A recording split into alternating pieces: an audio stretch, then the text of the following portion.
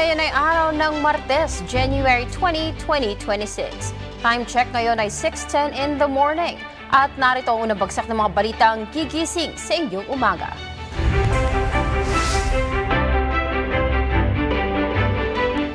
Pinasimulan ang Ligtas-Tigdas program sa buong Mindanao at Bangsamoro Autonomous Region and Muslim Mindanao o BARM na layong matiyak ang malawak at epektibong pagbabakuna laban sa tigdas at rubela. Sa kick-off ceremony, binigyang diin ng mga opisyal ang mahalagang papel ng immunization sa pagpapalakas ng kalusugan ng komunidad at sa pag-iwas sa posibleng paglaganap ng mga sakit. Pinapaalalahanan ng DOH ang mga magulang na dalhin ang kanilang mga anak sa health centers o vaccination sites sa malls at terminals para protektado laban sa measles at rubella. Tiniyak ng Department of Social Welfare and Development o DSWD na mabibigyan nila ng comprehensive package of services ang mga biktima o survivor ng violence against women and children o VAUC. Ayon sa DSWD, para ito sa kanilang recovery at reintegration. Mayroong iba't ibang mga programa at inisyatibo ang DSWD na nakalaan para sa mga VAUC victims, kabilang na ang social welfare interventions. Mayroong ding mga counseling at psychological intervention. Nagbabala ang Philippine Space Agency o PhilSA sa posibleng bumagsak sa Pilipinas ang rocket debris ng China. Ayon sa PhilSA, maaaring bumagsak ang rocket debris sa bahagi ng Puerto Princesa sa Palawan o sa Tubataha Reefs Natural Park. Pinalipad ng China ang kanilang Long March 12 rocket mula sa Hainan International Commercial Launch Site sa Wenchang kahapon. Babala ng PhilSA sa publiko na huwag hahawakan ang rocket debris dahil sa toxic substance ito, partikular ang rocket fuel. Naglunsad ng search and rescue operation ang mga otoridad nitong Lunes sa karagatan ng Davao Occidental matapos umunang tumaob ang isang bangkang sinasakyan ng 11 recreational divers malapit sa bayan ng Governor Generoso, Davao Oriental. Ayon sa Provincial Disaster Risk Reduction and Management Office ng Davao Occidental, nanawagan sila sa mga residente sa mga baybaying lugar na makipag-ugnayan sa mga otoridad sakaling may mamataang mga diver o makatanggap ng anumang impormasyon kaugnay sa insidente. Kinumpirma rin ni Lay Brosas ng Philippine Coast Guard Davao na naipadala na ang BRP Maui sa southern portion ng Davao Gulf kung saan huling nakatanggap ng mensahe mula sa mga biktima. Batay sa paunang ulat, umalis ang mga diver bandang 1:00 ng hapon sakay ng motorbangka Amihara patungo sa isang diving site. Makalipas ang ilang oras, nakatanggap ng mensahe ang Coast Guard na tumaob ang bangka at kumakapit na lamang sa katawan nito ang mga pasahero upang mabuhay. Dagdag singil ang ipatutupad ng mga kumpanya ng langis sa mga produktong petrolyo ngayong araw. Batay sa abiso ng mga kumpanya ng langis, piso ang madadagdag sa kada litro ng gasolina, 2 piso naman sa kada litro ng diesel, at 1 peso and 50 centavos naman sa kada litro ng kerosene. Ipatutupad ito ng ibang mga kumpanya ng langis ng alas 6 ng umaga habang ang iba naman ay mamayang alas 4 ng hapon. Una nang sinabi ng Oil Industry Management Bureau ang posibilidad ng oil price hike ngayong linggo, bunsod ng pagtaas ng tensyon sa bansang Iran na nakakaapekto sa supply sa pandaigdigang merkado. Meron ng mga walk-through metal detectors na nakalagay sa mga istasyon ng MRT-3. Ayon sa MRT-3, sumailalim na sa orientation ang kanilang mga security guard, officer at station supervisors kaugnay ng paggamit ng walk-through metal detectors. Bahagi pa rin ito ng hakbang para sa ligtas na biyahe ng mga commuter. Sinuspinde ng pamunuan ng Camp John Hay ang libreng e-shuttle service at nag-utos ng masusing safety review matapos ang aksidenteng naganap noong Enero 16 na ikinasawi ng isang individual at ikinasugat ng 6 na iba pa. Sa public advisory na inilabas ng John Hay Management Corporation, mananatiling suspendido ang operasyon hanggat hindi natatapos ang masusing pagsusuri sa lahat ng aspeto ng operasyon. Wala umanong nakitang mechanical defect sa sasakyan, ngunit iniimbestigahan pa ang kalagayan ng driver, operating system at insurance ng mga pasahero. Sinusuri rin ang mga kalsada, walkway at railing sa buong Camp John Hay. Nagbigay na rin ang JHMC ng tulong pinansyal sa pamilya ng nasawi at nakikipag-ugnayan sa iba pang mga biktima. Nakikipagtulungan naman sa investigasyon ng operator ng shuttle service na Cordillera Basic Sector for Transportation.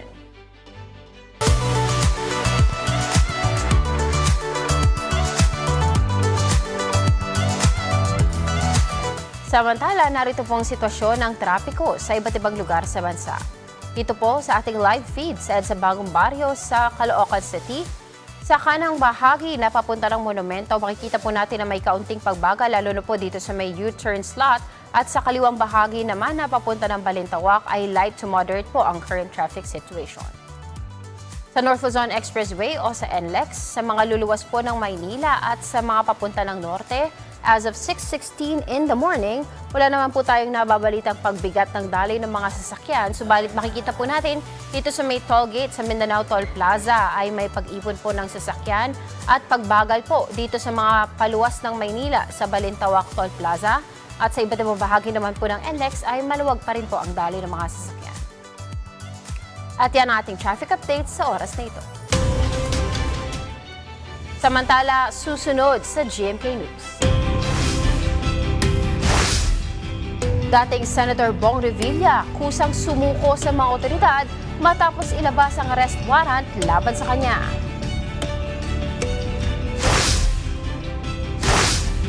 Pangulong Ferdinand Marcos Jr. patuloy na magtatrabaho at di magpapaapekto sa inihaing impeachment complaint ayon sa Malacanang.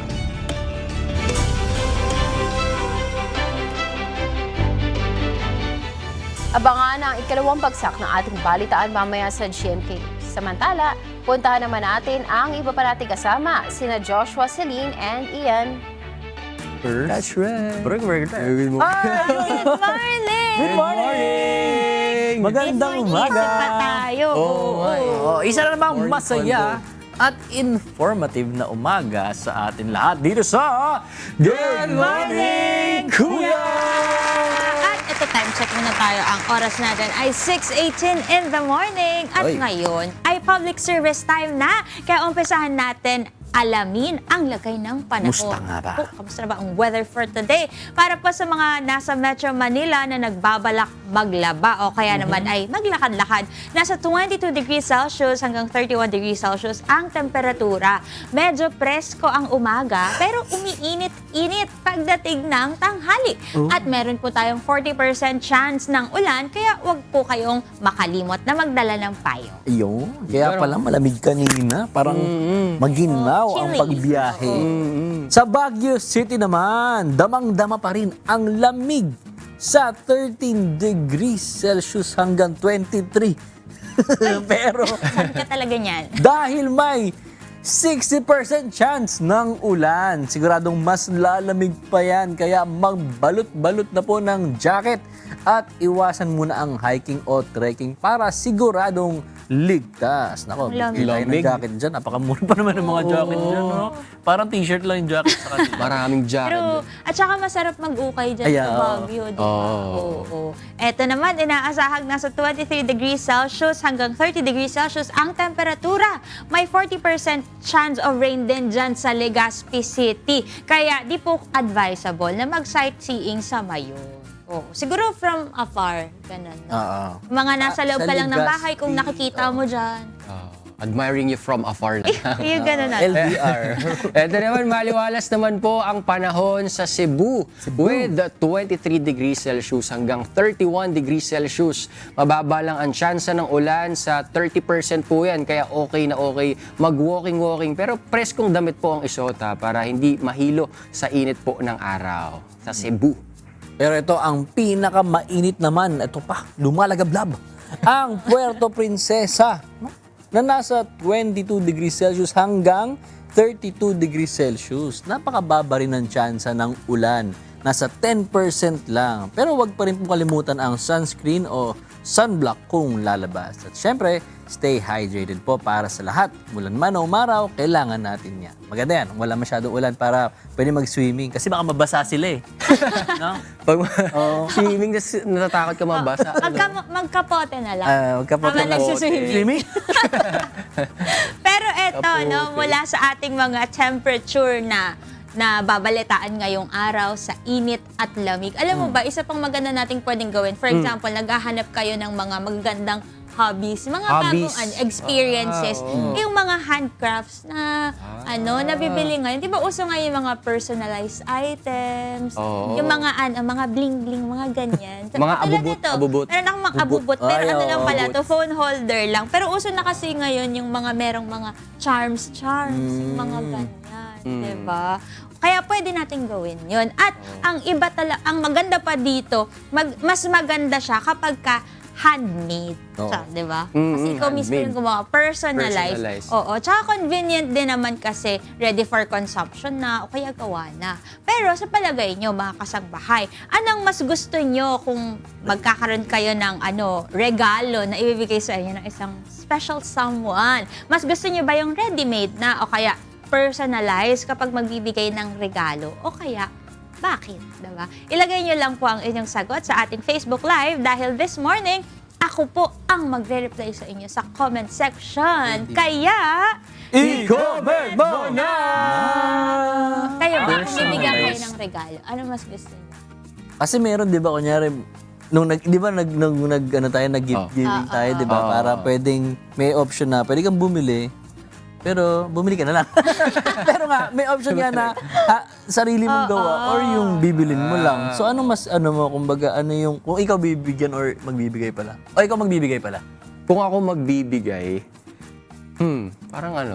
parang iba-iba rin kasi kapag personalized Depende kasi sa bibigyan. Tama. Depende sa bibigyan. Kasi minsan may kumbaga may appreciation ako kapag personalized na binigay sa akin. Parang isipin nag-effort. Kasi unlike kapag generic lang. Mas maganda pala tanongin ko, ikaw na lang yung bibigyan. Ano yung mas Kung ako ma-appreciate mo? bibigyan, parang okay din yung personalized. Kasi parang kumbaga may plano ka na magregalo na talagang personal. Kasi pag ganun, parang may may pre-orders pa yan, di ba? Ipe-prepare. Unlike kapag generic lang, pwede mo mabilis sa mall lang, mabilisan lang. Pero pag personalized kasi parang nagtitake ng time. Bakit may mga binibili naman din na pinipre-order pa kasi kunyari wala dito, ganun. Hindi, wala lang. Pero yung Kung ibang compare lang. personalized kasi handmade. Like, siya Handmade. mismo Yung ikaw talaga yung gagawa. Ayun siya yung gumawa. Okay yun, parang mas okay. Mas yung effort, gusto mo na-appreciate mo yun. Parang mas na-appreciate ko. Pero kahit ano namang gift Pero iba pa rin yung impact kapag handmade. Kasi galing sa galing sa energy niya, pinagtuunan niya ng oras. Ikaw? Iba yun. Alam ko ng regalo kay Ako? Personalized din.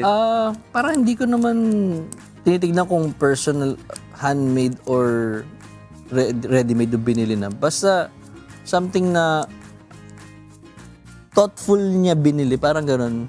Kasi minsan meron ka lang, mabili mo lang eh. Pwede naman ginawa mo lang pero walang thought put into it na ito ginawa ko to kasi. Mas para mas importante yung bakit yun yung Gusto mo yung meaning. Oo, yun. Ikaw, Silly. Ako, kahit ano din, pero siguro nandun din yung thought, bakit ito yung bigay mo sa diba? akin? Ganun. Parang mas na-appreciate ko siya kasi pinag-isipan mo eh. Diba? Kung ano yung ibibigay mo. Tsaka ang hirap magbigay ng regalo. Ako kasi, Totoo pag yan. magbibigay ako ng Problema ko regalo, rin yan. iniisip ko pa, kailangan niya ba to? Magagamit niya ba to? Ano bang madadagdag ng regalo ko sa buhay niya? Ganon.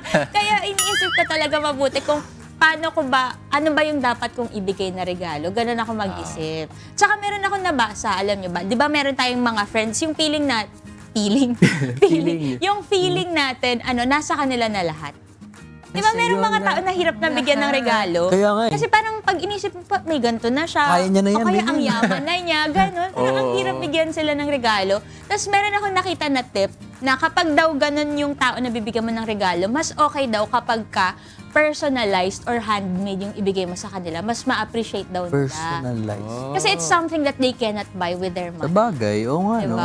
Diba? Galing nun Pero, like for example, bake mo sila lang cookies, ikaw may ikaw. Kaya si Ian gusto niya personalized eh. Oo, lahat meron na siya. Hindi naman. Pero ang ganda nun kasi parang acts of service din. Parang gano'n. Pero ang ganda nun. Pero para naman sa akin yung mga regalo. Anything ba sa kumbaga, na-appreciate ko naman kahit ano. Pero ang importante kasi doon, it's the thought that counts. Galing mo Sinasabi talaga. nila, diba? Amazing. Kaya magandang ano yan, magandang mapag-usapan. Pero ito, another magandang balita naman from Department of Transportation at Philippines para sa mga dayuhang turista sa bansa. Kung meron po kayong layover sa Manila for at least 8 hours, pwede po kayong sumali sa transit tours para masilip ang ganda at kultura ng Maynila within hours. Uy. Madali lang po mag-book niyan dahil available po yan sa official website ng Philippine Airlines at sa Love PH mobile app. Simula January 30, may 2 klase ng tour na pwedeng pagpilian. Sa umaga, pwedeng mamasyal sa Intramuros at National Museum. Tapos sa gabi naman ay pwede pong mag-relax sa Soler o Okada, Manila for world-class entertainment. Yan po ay maa-availin nyo with only $50 kasama ng entrance fees, insurance, bottled water, poncho sakaling umulan at syempre air-conditioned po na bus ang sasakyan with matching accredited guide. Kaya kumbaga sulit itong nabalita natin na tours na pwede nating ma-avail ng mga diba, ng mga nabanggit natin kanina. Actually, pwede naman pala. Kasi sa Hong Kong, meron silang free na tour kapag ka ang layover mo sa kanila ay more than 7 hours. More than. So, pero hahanapin mo yun, kailangan mo din kasi mag-register. So, I think it's the same, same thing pagdating dito, no? Parang Over. kung matagal nga talaga yung layover mo dito sa Pilipinas, kesa mag-hotel ka lang, tapos isang buong araw ka lang sa hotel, why not silipin ninyo ang ganda ng Philippines? Mamasyal na lang. Oo. Diba? Meron palang Love PH app na pwede nila i-download. So, try para nila makita yan, no? nila. Lalo na sa mga turista natin, mga foreigner na hindi nyo pa nakikita yung Intramuros. Kasi ang ganda ng Uy, Intramuros. parang kailangan natin magpamamasyal dyan. Ang gusto Parang mo, parang yung gusto ko Intramuros. explore. Oo. Parang kailangan nating explore yung Intramuros. Kala mo di nag-aaral doon. Pero speaking of travels, no, alam nyo ba na ang Philippine Passport ay nasa ika-73 na pwesto sa listahan ng ang pinakamalakas na passport sa buong mundo ayon sa Henley Global Passport Index. Last year, nasa 72 na place tayo. Ibig sabihin, bumaba tayo ng 1 rank mula sa ika-72 pwesto noong Hulyo ng nakaraang taon. Base po ang ranking sa dami ng bansang pwedeng puntahan ng isang passport holder ng walang visa. The last few years, pabago-bago ang pwesto natin. Naging 78th place noong 2023, 80th naman noong 2023 at 74th noong 2020. At alam nyo ba na kung ano ang may pinakamalakas na passport sa buong mundo? Ano? Yung kumbaga, Ano yun? pinaka-powerful? Oo. Number 1 pala ang Singapore na may access sa 192 na bansa, visa-free at matagal na silang title holder nito. Sunod naman dyan, ang Japan, South Korea na may tig 188 countries na access. Sa kabilang banda, ang Afghanistan naman ang may pinakamahinang passport sa buong mundo na may visa-free access lamang sa 24 na bansa. Tuloy-tuloy naman po ang pagsubaybay ng index sa galaw ng passport rankings batay sa global travel access ng bawat bansa. Ito yung goal natin, no? Yun yung natin, gusto nating aspiration para sa passport natin, no? Kasi isa yun sa mga, ano ba tawag doon? Hurdles kapag kunyari gusto mong pumunta sa mag-travel, di ba? Yung visa lagi yung, kumbaga, meron ka ng budget, meron ka ng lahat ng kailangan. Kasi minsan nade-deny dahil dun sa visa or passport mo. Eh sana maging mas powerful pa. Tumaas pa yung ranking natin. Galing. Saka nakakalungkot kasi minsan kapag gusto mo mag-travel, tapos kailangan mo pang mag-ayos ng visa. Minsan, mas mahal pa yung pag-ayos Kaya ng nga. visa kaysa sa plane ticket mo. Kaya sana mas mapaganda nga natin yung passport natin. Marami man lang mapuntahan ang mga True. Tumaas yung natin, yung ranking natin no, sa passport ng Philippines. Pero ito naman, alam nyo ba, bukod sa eroplano, may isa pang magandang sakyan for Ano me. yan? Gusto Gusto nyo ko bang yan. alamin yan? Ano yan? Go-karts! Di ba? Go-karts! Oo nga. Nasubukan kasi namin yan nung nakaraan. Kaya mamaya Uy, papakita natin yung naging experience namin doon. Oh, yes, Di ba? Nag-go-karts kami. Sino-sino kayo? Kaso conflict si Joshua nun. no? May Oo, medyo wala ka busy kasi si Broski. nun eh. Sino kayo nun? Ako, Lahat talaga? si Lid, Ganyan si naman Ira, si kayo. Tini. Hindi, conflict kasi yung schedule mo, Ang no? bilis, mabilis. Busy ka kasi. Oo, busy. Okay naman yung Kasi wala go-kart. na akong ginawa dito kundi magluto. Uy, baka marinig ka ng president ng ano Ay, sorry. ng homeowners Oh, natin. pero alam mo ba, Joshua, natatandaan mo ba nung may tinanong ako sa'yo kung paano mag-drift sa go-kart. Oo, yun kasi yun. Okay. Gusto ko kasi yung feeling na nagde-drift. Tinatry ko kasi siya bago ako sumakay. Tinatry ko, Sayang. nagde-drift ako pero hindi ako makausad. Sige. Diba? Kapag nag-stop, mamaya turo mo May sa akin. sasakyan ka ba? Tara. Hindi. Ba't yung sasakyan? lang. Nakapost. hindi pwede dito sa EDSA. Oo. Pero eto, tapos, pag napagod na tayo sa kakagala, kakasakay ng car. Diba? Eto, dapat, ang ganap naman natin, kakain tayo. Yun talaga yung pinaka-importante. Oo, Yung importante pagkain. yun. Di ba, Joshua? Isa- Oo, tama. Sa mga masasayang gawin. Kaya nga kita mo, di ba may absent? Oo. Di ba? Tama. Kulang, di ba? Kulang. Pinagluto ko. Pinagluto mo Pinagluto ko. Para sa pang bunso. Yung bunso, inuulang. Yun talaga. Yun talaga. Pinagluto ko na si Tini. Sabi ko, Tini, magluto ka. Bunso ka eh. Minsan yun yung yun yung responsibility ng mga bunso. Oo. Sumalo ng mga responsibility ng Alam mga na alam mo yan. panganay. Mautusan ng mga, mga Bunso ate at ako kuya. eh. Oo. Lagi na lang ako kapag ka walang iba. Oo. Sabi ko, magluto siya ng breakfast para sa atin ngayong araw. Tama Kaya, yan. baka nangangamay ulam na yun Oo, doon. tsaka, Market prepare. Tini gandahan mo ang plating. Yeah, Kasi yeah, alam mo naman yung mga kuya at ate mo, gusto namin magaganda yung Oo. mga kinakain namin para aesthetic, di ba? Katulad din ng ilang nating bisita Oy. mamaya na super crafty and talented na talagang maganda ang mga products. Curious na ba kayo? Naku, Oy, ano abangan yan? yan mamaya. Uy, yun, oh. At babalik kami. Pag-uusapan lang namin kung paano ba mag-drift sa go-kart. Oo. Paano ba mag-drift? Turo mo na sa akin. Ito na nga. Oh, paano ba? Pagka niya.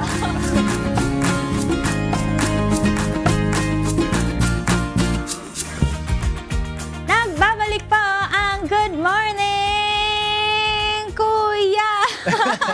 Nagbabalik po. Good morning, kuya. Uy, Joshua, nandito na yung mga kasangbahay natin. Kumakain ka pa rin dyan. Oo nga, di mo man lang kami alokin. Oo nga. Di ba ayaw nyo to? Inunahan mo ka agad. Di ba? Gutom na ako eh. Kasi Ang ang sarap, bag... patingin nga. Mabango. Ayun, tingnan mo. Tinignan lang talaga. Mabango ba? Meron tayong magkaiba ba to? Ang sarap Have you eh. tried yung both na? Eh, yung cheese pa lang natatry ko yung cheese na bread eh. Saan ba nakuha yan? Kanina wala yan dito ah. Hindi kasi tagal magluto nung tagal Lukok magluto namin. isa eh. Meron tayong dito, shortbread at saka cheese bread. Eh, nagkikrave ako, gusto ko sana ng cheese bread. Sabi ko, tingin ako. Tingin ako. Nakita ako ng cheese bread tsaka ganyan sa Tinapay Online. Ba? Kaya kung gusto nyo din po bumili all you need to do is love. Joke. All you need to do is go to their Facebook or Instagram, tapos search nyo lang po, Tinapay Online. As in talaga, Tinapay Online account. O, di ba? Satisfied kagad yung cravings nyo. Thank you, Tinapay Online. Sarap ng cookies. Cookies ba tawag Sarap dito? ng shortbread. Etong sarap. Masarap din ako. Sarapan ako. Sarap. Tinapay Ano? online sa Tinapay online. Pang-apat ko na yan. Mamaya na nga. Baka ikaw umubos yan ha? Mamaya na nga. Nahiya na ako. Nabawasan ng 1, 2, 3, 4, 5. 5 ka agad yung binawas Lu. mo, Josh. Kasi yun. Grabe ka talaga. Apat. Baka meron ka sa medyas, Nag-take out na. Oo, pero eto mga kasangbahay, habang hinahanap namin yung isa pang nawawalang tinapay, may good news naman tayo para sa ating mga kabayang magsasaka. Oy. Plano po ng Department of Agriculture na ibalik ang scholarship program para sa mga anak ng Agrarian Reform Beneficiaries o ARBs para maging libre ang college fees nila. Sabi nga po ni DAR Secretary Conrado Estrella III, mahalagang ihanda ang kabataan through quality education at modern technology sa farming kasi balang araw, sa kanila rin mapupunta ang lupang sinasaka ng magulang nila. Isa po kasi sa challenges natin ngayon is matatanda na po ang ating mga farmers. 57 ang average na edad, kaya pag nabalik po itong scholarship, magkakaroon tayo ng new agri-leaders. Kasi kailangan hindi tayo magkukulang ng pagkain sa mga susunod pa na dekada. At importante po sa lahat, mapanatiling buhay ang sektor ng agrikultura sa bansa. Uy, maganda yun. Oo. Kasi, isa sa mga struggle ng mga magsasaka, mapadala sa college talaga yung mga anak nila. So, kung yung mga anak nila hindi makakapag-aral, 'di ba? Mawawala ng mga susunod na generation ng mga farmers na mas marami ng alam sa pagtatanim, Kaya nga. 'di ba? Kaya good resolution para sa mga anak na magsasaka. At sana mag-aral po kayo mabuti. Magandang balita yan, ano? At may isa pa tayong good news sa usapang practical naman. Ibinahagi po ni Pangulong Marcos na may natuklasan na bagong natural gas supply sa karagatan ng Palawan. Nakauna-unahan po ito sa loob ng mahigit 1 dekada. Makikita po ito sa 5 kilometro sa silangan ng kasalukuyang Malampaya Field at tinawag na Malampaya East 1. Tinatayang may 98 billion cubic feet ng gas ang bagong reservoir. Katumbas ito ng humigit kumulang 14 billion kilowatt hours ng kuryente. Sapat para po masuplayan ang 5.7 milyong kabahayan, libo-libong establishment o mga paaralan po bawat taon. Samantala, ang Malampaya Consortium na pinangungunahan ng Prime Energy ni Enrique Razon Jr. ay naglaan po ng halos $893 million para sa Malampaya Phase 4 drilling campaign na magbabarena ng 2 bagong deep water wells at isang exploration field. Talagang malaking hakbang ito para mas maging stable pa ang supply ng kuryente sa bansa. Ayos yan, no? Helpful yan, ha? Kumbaga, baka makatulong nga ito sa mga bills natin when it comes to electricity, di ba? It's gonna be Ayun. helpful, di ba? Ang galing. Very good Sana maging yun. sustainable na tayo para hindi na tayo nakaasa dun sa mga imported na langis galing sa iba't ibang bansa. Saka malay nyo, bumaba ang presyo ng mga kuryente. Kaya nga, ng gasolina. Yan, yan. Oo. Pero pagka sa mga drilling, baka mamaya doon sa dagat may makita silang mga Pokemon. Pokemon! Doon sa dagat. Pokemon. Ay, kasi marami pa daw parte ng dagat ang di pa na-explore eh. Baka may makita yung Pikachu din, gano'n. Hindi natin alam, di ba? Gusto ko si Totoro. Okay, sa Spirited Away ba? Ay, hindi. Hindi, si Totoro talaga yung pangalan niya. Yun yung movie. Yun talaga. Okay. Totoro. Yun, ikaw, meron ka bang favorite na cartoons o anime? Favorite cartoons? Siguro nung bata o Blue's Clues. Ay, Can you show me where the bread is? Yung Blue's Clues. Pero marami kasi iba't ibang channel din na napapanood ko. Meron pa, ano pa ba yun? Pokemon din. Pokemon actually. Blue's Clues? Upo ka lang doon sa dahil, thinking chair. Oh. Thinking chair natin thinking chair. yan. Pero marami. Kayo ba? Anong mga nyo pa? Cartoons, anime? Ako, nung bata ako, gusto ko si Powerpuff Girls. Ay, oo nga. Powerpuff. Oh, kahit ako din eh. Tsaka Ikaw si din? B1B2. Ay, baka sobrang tanda na ng B1B2. Teletubbies. Wait. Yung B1, B1, B2, hindi cartoons, no? Mascot. Yung mascot, no? Oo. Sabi ko na, matanda na kasi. Yung Oo mga nga iba, pala, cartoons cartoons na nga yung pala, alam tsaka nila. anime. Bananas and Pajamas. merong cartoon nga May ng cartoon. B1B2. Oo nga pala. Oh, pero para dun sa mga Pokemon fans, Yeah. tulad namin ni Ian, Oo. may good news tayo. Kasi magbubukas po sa February 5, 2026, ang Pokepark Kanto sa Japan. Wow! Isang outdoor theme park na inspired sa mundo ng Pokemon. At hahatiin siya sa Pokemon Forest at Sedge Town na pwedeng i-explore at maranasan ng Pokemon World sa totoong buhay. Sa kasulukuyan, limitado pa ang tickets dahil sa mataas na demand. 1,200 yen or around 451.94 pesos po ang ticket para sa mga 13 years old pataas. At 800 yen naman o 301.29 pesos naman para sa mga kids na may edad na 12 years old.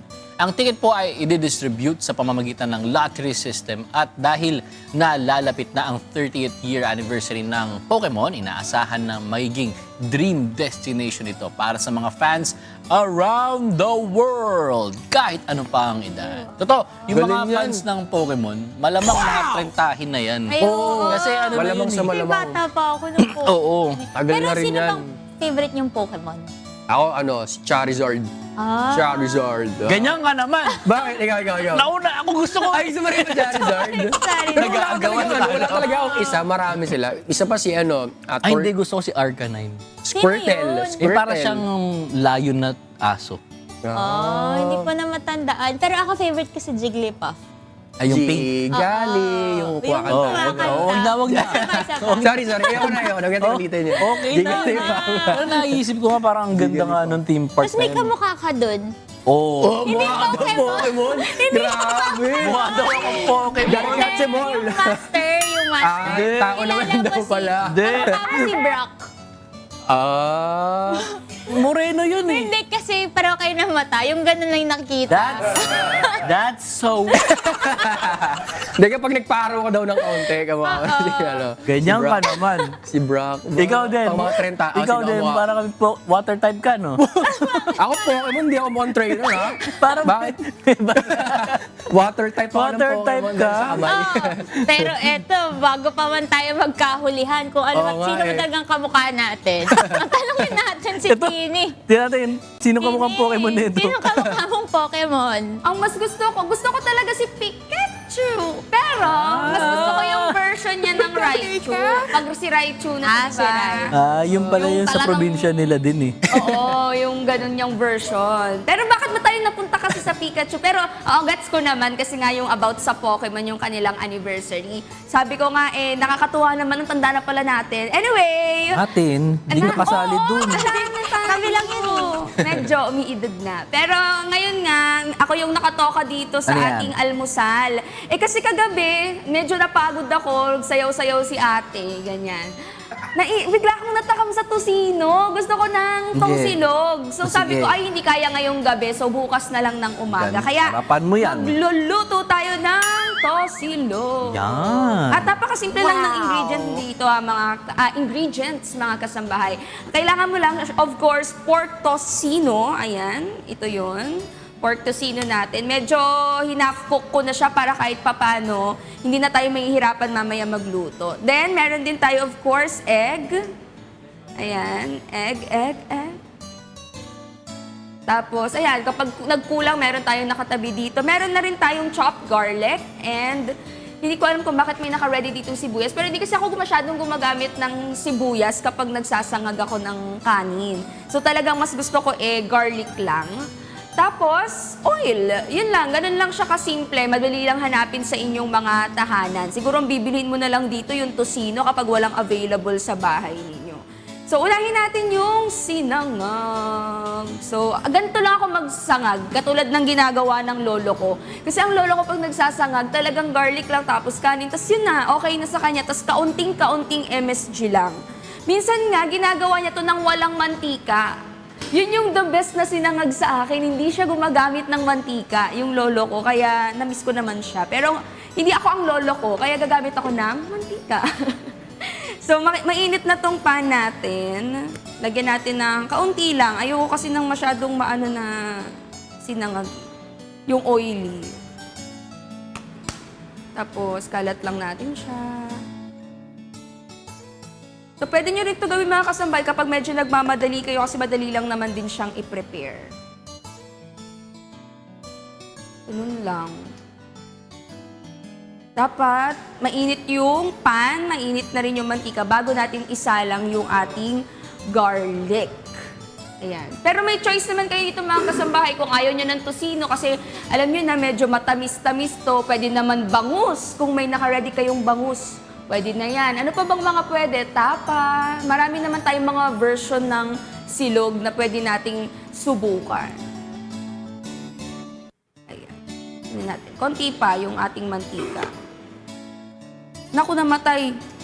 Ayun. Namatay yung ano natin, yung pan, kasi inangat ko yung yung ating stove, kasi inangat ko yung pan. Anyway, highway. I think pwede na to. Ayan. Kaya mo na ba yan? Kinakaya ko naman. Charis. Oh. Pero parang hindi ko siya. Pwede na yan. So, ito, pwede na natin ilagay yung ating garlic. Ayan, tutulungan kita. Tsaka, maganda yung version ng natin, sinangag natin ngayon. Kasi talagang bahaw yan. Kagabi pa yan, pinaready ko na yan kagabi pa. Yun talaga yung masarap. Oo. Yung lumang kanin. Kasi pag sinasangag mo yung bagong luto, basa-basa siya. Kaya mas maganda talaga yung bahaw. Ayan. Naku, ang bango. Favorite ko talaga yung amoy ng nagigisa ng bawang. Ang ayoko lang kapag kumakapit na siya sa damit. Yun lang. Di ba? Parang feeling mo amoy ka Amoy kabawang. Oh, after ko pa naman dito, papasok ako sa school sa mga kaklase ko. Huwag niyo nang pansinin yung amoy ng damit ko, ha? Oo. Ang mahalaga. Amoy bawang. Ang mahalaga, masarap ka pa daw. Ayan. Ayan, ate, pwede na to kasi. Ayan, sige, lagyan na natin ang ating kanin. Lagay natin na. Ay. Dahan-dahan, tinibel. Sarapan mo kasi favorite natin ng sinangag eh. Alam niyo ba mga kasangbahay, dito po sa amin, ay sobrang mahilig kami sa fried rice. True. Kaya kapag may fried rice, yun ang unang nauubos. Kasi gustong-gusto namin sinangag. That's right. Pero ikaw ba pag nagsasangag ka, naglalagay ka ng sibuyas? Hindi. Hindi din, no? Ano lang, garlic lang talaga. Yeah. Actually, yun nga eh. Yun nga yung... Yung iba kasi naglalagay sila, papalit tayo ng gamit na. Yung iba naglalagay sila ng sibuyas. Pero Kasi madali sobrang siya- konti lang. Madali siya masunog. So kapag ka sobrang tagal mo na fina-fry yung kanin, parang nasusunog lang siya doon. Kaya hindi ako naglalagay ng sibuyas. Tama yan. Perfect. Kasi ako rin, hindi ako naglalagay. Oo. Parang hindi ko gusto yung lasa ng sibuyas kapag nasa fried rice. fried rice. Siguro sa ibang ano na lang, sa ibang putahe na lang. Mhm. Pero pag sa kanin, baka parang hindi. Green onions. Green onions, Yun na lang. pwede. Oo. Pero after ko pa yan nilalagay eh. Pagka nasa plating part Yes. na tayo. O kaya, pwede nyo ring igisa mga kasangbahay yung green onions kasabay ng garlic. Garlic. Para mas mabango siya, mas fragrant ang ating fried rice. Ayan. So, dito sa sinangag, may option naman yung mga kasambahay natin. Lalagyan natin siya ng salt. Yes. So, ang dami ng salt natin, ang tawag dito ay tansyameter. Wow. Tatansyahin mo lang kung gaano kadami yung salt. Ako hindi kasi ako masyadong maano sa salt. So, ayan, konti lang yung nilalagay ko. Yes. At ikaw ba, Tini, paano mo ba niluluto ang tosino naman? Kasi tosilog ito. Paano ka ba nagluluto ng tosino? Kasi minsan, ako dati nakita ko na yung ibang mga nanay, pinapakuluan muna. Tapos hanggang sa matuyo yung tubig, tapos magmamantika na siya doon. Ganun ako magluto actually ng tosino. Ayoko nang maglalagay pa ako ng ibang mantika, tapos tsaka ko siya piprituhin. Oo. Kasi may sariling mantika yung tosino. Yeah. So, lulutuin ko siya sa sarili niyang mantika. Oo. Meron kasi na hindi na nila pinapakuluan no? Diretso na na-fry. Pero depende naman po sa inyo yan kung saan kayo. May katagalan Oo, nga sanay. lang. May katagalan siya kapag yung lulutuin mo siya sa sarili niyang mantika. Pero mas okay siya. I think mas healthy rin. Kahit paano, healthier option yun. Kasi hindi ka na magdadagdag ng ibang mantika. Oh, ito na yung tosino na niluto ni Tini kanina. Ang bilis. Pero half lang siya, half cook lang. So mamaya, Mamaya, piprituhin pa natin to. Uy, ang sarap. Bihira na lang kasi ako kumakain ng tosino. mahilig ka ba sa tosino? Nung bata ako, mahilig ako sa tosino. Oo. Kasi parang bihira siya di ba? Nung Matamis bata kasi ka. siya. Oo, kasi nung bata kami, hindi madalas ang tosino, parang rare siya. Rare. Parang hindi ka madalas makakaulam ng tosino. So kapag ka may tosino, parang feeling mo, favorite mo na siya. Ganon. Tapos parang may kaya ka sa buhay kapag nakatosino ka. Diba, mahal kasi ang tosino dati. Hanggang ngayon naman, no, mahal siya. Kaya kapag ka bata ka, tapos may tosino kayo, rich kid ka sa Medyo school. nakakaluwag-luwag. Oo. Kasi nasanay kami sa tosino ng lola ko. Gagawa siya ng sarili. Kasi nga medyo pricey yung mga nabibili Tosino. lang natin sa market na tosino. Ang dami naming magpipinsan. Oo. Pag nasa kanila kami, nandun kami kay lola, gusto niya lahat, makakatikim. Tama. So, siya na lang ang gagawa. Ayan. Tapos pwede tayong maglagay ng konting-konti lang naman na MSG mga kasambahay. Para Uy, ang sarap makadagdag niyan, naman. Ay, sorry po, tumatalon yung kanin ko. Ay, dagdag na lasa yung ating sinangag. Saka masarap sa sinangag yung talagang Brown na brown. brown yung kanin. Minsan nga gusto ko yung parang meron siyang crunch. Merong part ng tosino. Merong part ng sinangag, yung parang nadikit na siya sa Sa pan. sa pan. Parang ang sarap lang ng crunch yung totong. Ganon. Oo, ganyan. Pwede naman natin gawin yun. Medyo matagal lang siya, pero Oo. mas masarap yun. Yes. Kaya lang, ang downside lang nun, kapag ka, hindi na siya mainit. Oo. Tumitigas naman ng sobra, kaya dapat kainin niyo siya agad. True. Pagka-prepare, kain Kain yun na agad. agad. Oo. Ganun ang sinangag. Tsaka baho kasi yung gamit. So maganda talaga pagkainit niya, kainin mo na siya. Oo. Saka masarap talaga mainit. Ay, Tama. gusto niyo ba malamig? Kasi minsan na, kapag halimbawa kakain, tapos malamig na yung food, parang gusto ko siyang iinit lagi. Meron naman, ayaw nila na mainit yung kanin kapag mainit din ang ulam. Ay, bakit? Kasi hindi nila makain ng Mapapasok. tuloy-tuloy. Oo. Oo, may dumaan ako sa ganung stage. Pag nakita ko na sobrang init ng ulam sabaw, ay ayoko nang mainit yung kanin ko. Kasi yung hindi ko ma-enjoy, puro ganun lang yung gagawin ko. Ganon. Kasi kailangan malamigan yung yung bunganga ko. Pero hindi ko kaya. Oo, pero siguro iba-iba talaga ang preference ng mga tao. Pero ito habang nagluluto tayo ng sinangag dito, mamaya huwag kayong mag-alala kasi piprituhin natin yung itlog. Tapos ipi-plating natin yan, gagandahan natin yan. Kaya habang niluluto namin at tinatapos namin itong sinangag, don't forget to make sagot. Naging konyo na tayo. Don't forget to make sagot sa ating question kanina, mga kasangbahay. Kasi di ba meron tayong question kanina na ano ang mas gusto mo? Ready-made or yung personalized kapag magbibigay ng regalo? At bakit? At share nyo lang po sa ating Facebook Live ang inyong sagot. Dahil babasahin namin yan mamaya. Kaya, i-comment mo na! At habang hindi pa nagbabrown itong ating kanin, di ba? Mag-aano muna tayo, kwentuhan ng kaunti. Yes. Ikaw ba nasagot mo na yung tanong natin? Oo, kanina. Ikaw ba nasagot mo na? Hindi pa. Ano? Oh, kasi nandito ako sa kusina eh. Oo. Ang sa akin siguro, ano ulit yung tanong? Ano mas gusto mong regalo? Personal Handmade or or ready-made? Ay, mas gusto ko ready-made. Ay, Kasi bakit? hindi ako marunong sa mga arts. I mean, kapag ikaw yung bibigyan. Kapag ako yung bibigyan, mas gusto ko yung kahit anong gusto niya. Kung saan siya masaya. Kung saan siya masaya o yung hindi siya mahihirapan. Oo. Pero kung para sa kanya, kung bahala siya, Oo. malaki na siya. Basta ikaw tatanggapin mo. Oo, tatanggapin ko siya. Yeah. At habang naghihintay tayo nitong mga niluluto at prepare natin, magbalitaan muna tayo with Yes. Miss Kath Dumaraos. Kaya huwag kayong aalis mga kasambahay babalik pa kami. Tama.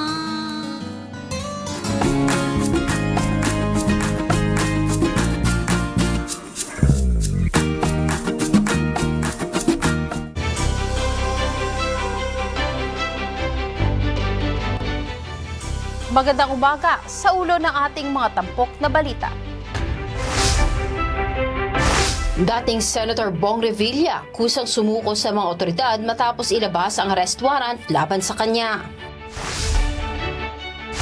Pangulong Ferdinand Marcos Jr. patuloy na magtatrabaho at di magpapaapekto sa inihaing impeachment complaint ayon sa Malacanang.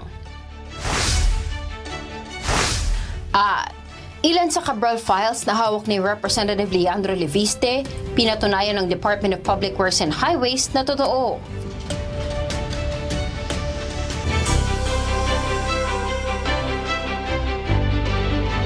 Tuloy lamang sa pagtatrabaho si Pangulong Ferdinand Marcos Jr. sa gitna ng paghahain ng impeachment complaint laban sa kanya.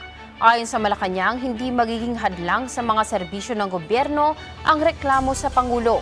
Ayon kay Palace Press Officer Undersecretary Claire Castro, kinikilala ng palasyo na ang mga ganitong hakbang ay bahagi ng demokratikong proseso na itinatadhana ng saligang batas. May sagot naman ang palasyo sa tanong kung kumpiyansa pa rin ba ang Pangulo na mayorya pa rin ng mga kongresista ay sumusuporta sa kanya.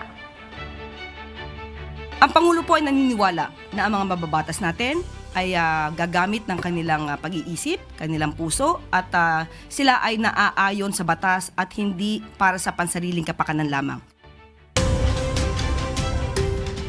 No choice ang presidential son na si House Majority Leader Ilocos Norte 1st District Representative Sandro Marcos kundi sundin ang impeachment process laban sa amang si Pangulong Ferdinand Marcos Jr. ayon sa Vice Chairperson ng House Committee on Justice. Samantala, mayroon naman hanggang ngayong linggong ito ang iba pang maghahain ng impeachment complaint laban sa Pangulo para makasama sa consolidation ng impeachment bago tuluyang ma-initiate ang isang reklamo at mag-umpisa ang 1-year ban rule sa proseso. Ang detalye sa ulat ni Rosa Licos. Hindi mahaharang ng anak na si Ilocos Norte 1st District Representative Sandro Marcos ang reklamong impeachment laban sa amang si Pangulong Ferdinand Marcos Jr. Ito ay kahit ang nakababatang Marcos ang tagapanguna sa House Committee on Rules. Ayon kay Bukidnon 2nd District Representative Keith Flores, Vice Chairperson ng House Committee on Justice, kailangang sundin ang panuntunan ng Kamara kaugnay ng impeachment process. Araw ng Lunes, January 19, nang ihain ang kauna-unahang impeachment complaint laban kay PBBM dahil umano sa paglabag nito sa saligang batas, graft and corruption at pagtataksil sa tiwala ng publiko. I think there is no choice for him because it really says that it has to be referred to the Committee on Justice. So even if he is the majority leader and even if the impeachable officer that is complained of is his father, wala siyang magawa because ang procedure talaga is that after it is included in the order of business, then in 3 days it has to be referred to the Committee on Justice. Oras na maipadala sa tanggapan ni Speaker Faustino Boji III ang impeachment complaint, kailangan itong maisama sa order of business sa loob ng 10 session days. Samantala, dapat namang ma-refer ang reklamo sa House Committee on Justice sa loob naman ng 3 session days. Kapag na-refer na sa House Justice Panel ang reklamong impeachment, initiated na ito at wala nang iba pang impeachment complaint na maihahain sa loob ng 1 taon laban sa kaparehong opisyal. Kaya ayon kay Congressman Flores, kung may maghahain pa ng ibang reklamong impeachment laban sa presidente, dapat gawin na nila ito sa lalong madaling panahon. Once the first one is deemed initiated, it will set a bar for all other impeachment complaints. So they have to, if they intend to file an impeachment complaint, they must do so at soon as possible time para di pa barred by the 1-year bar rule. No? Kasi kung nasimulan na yung isa, wala na talang matanggap na impeachment complaints as far as the same impeachable officer is concerned. Nagpahayag na ang Makabayan Bloc lawmakers na maghahain ng kanilang impeachment complaint laban kay PBBM.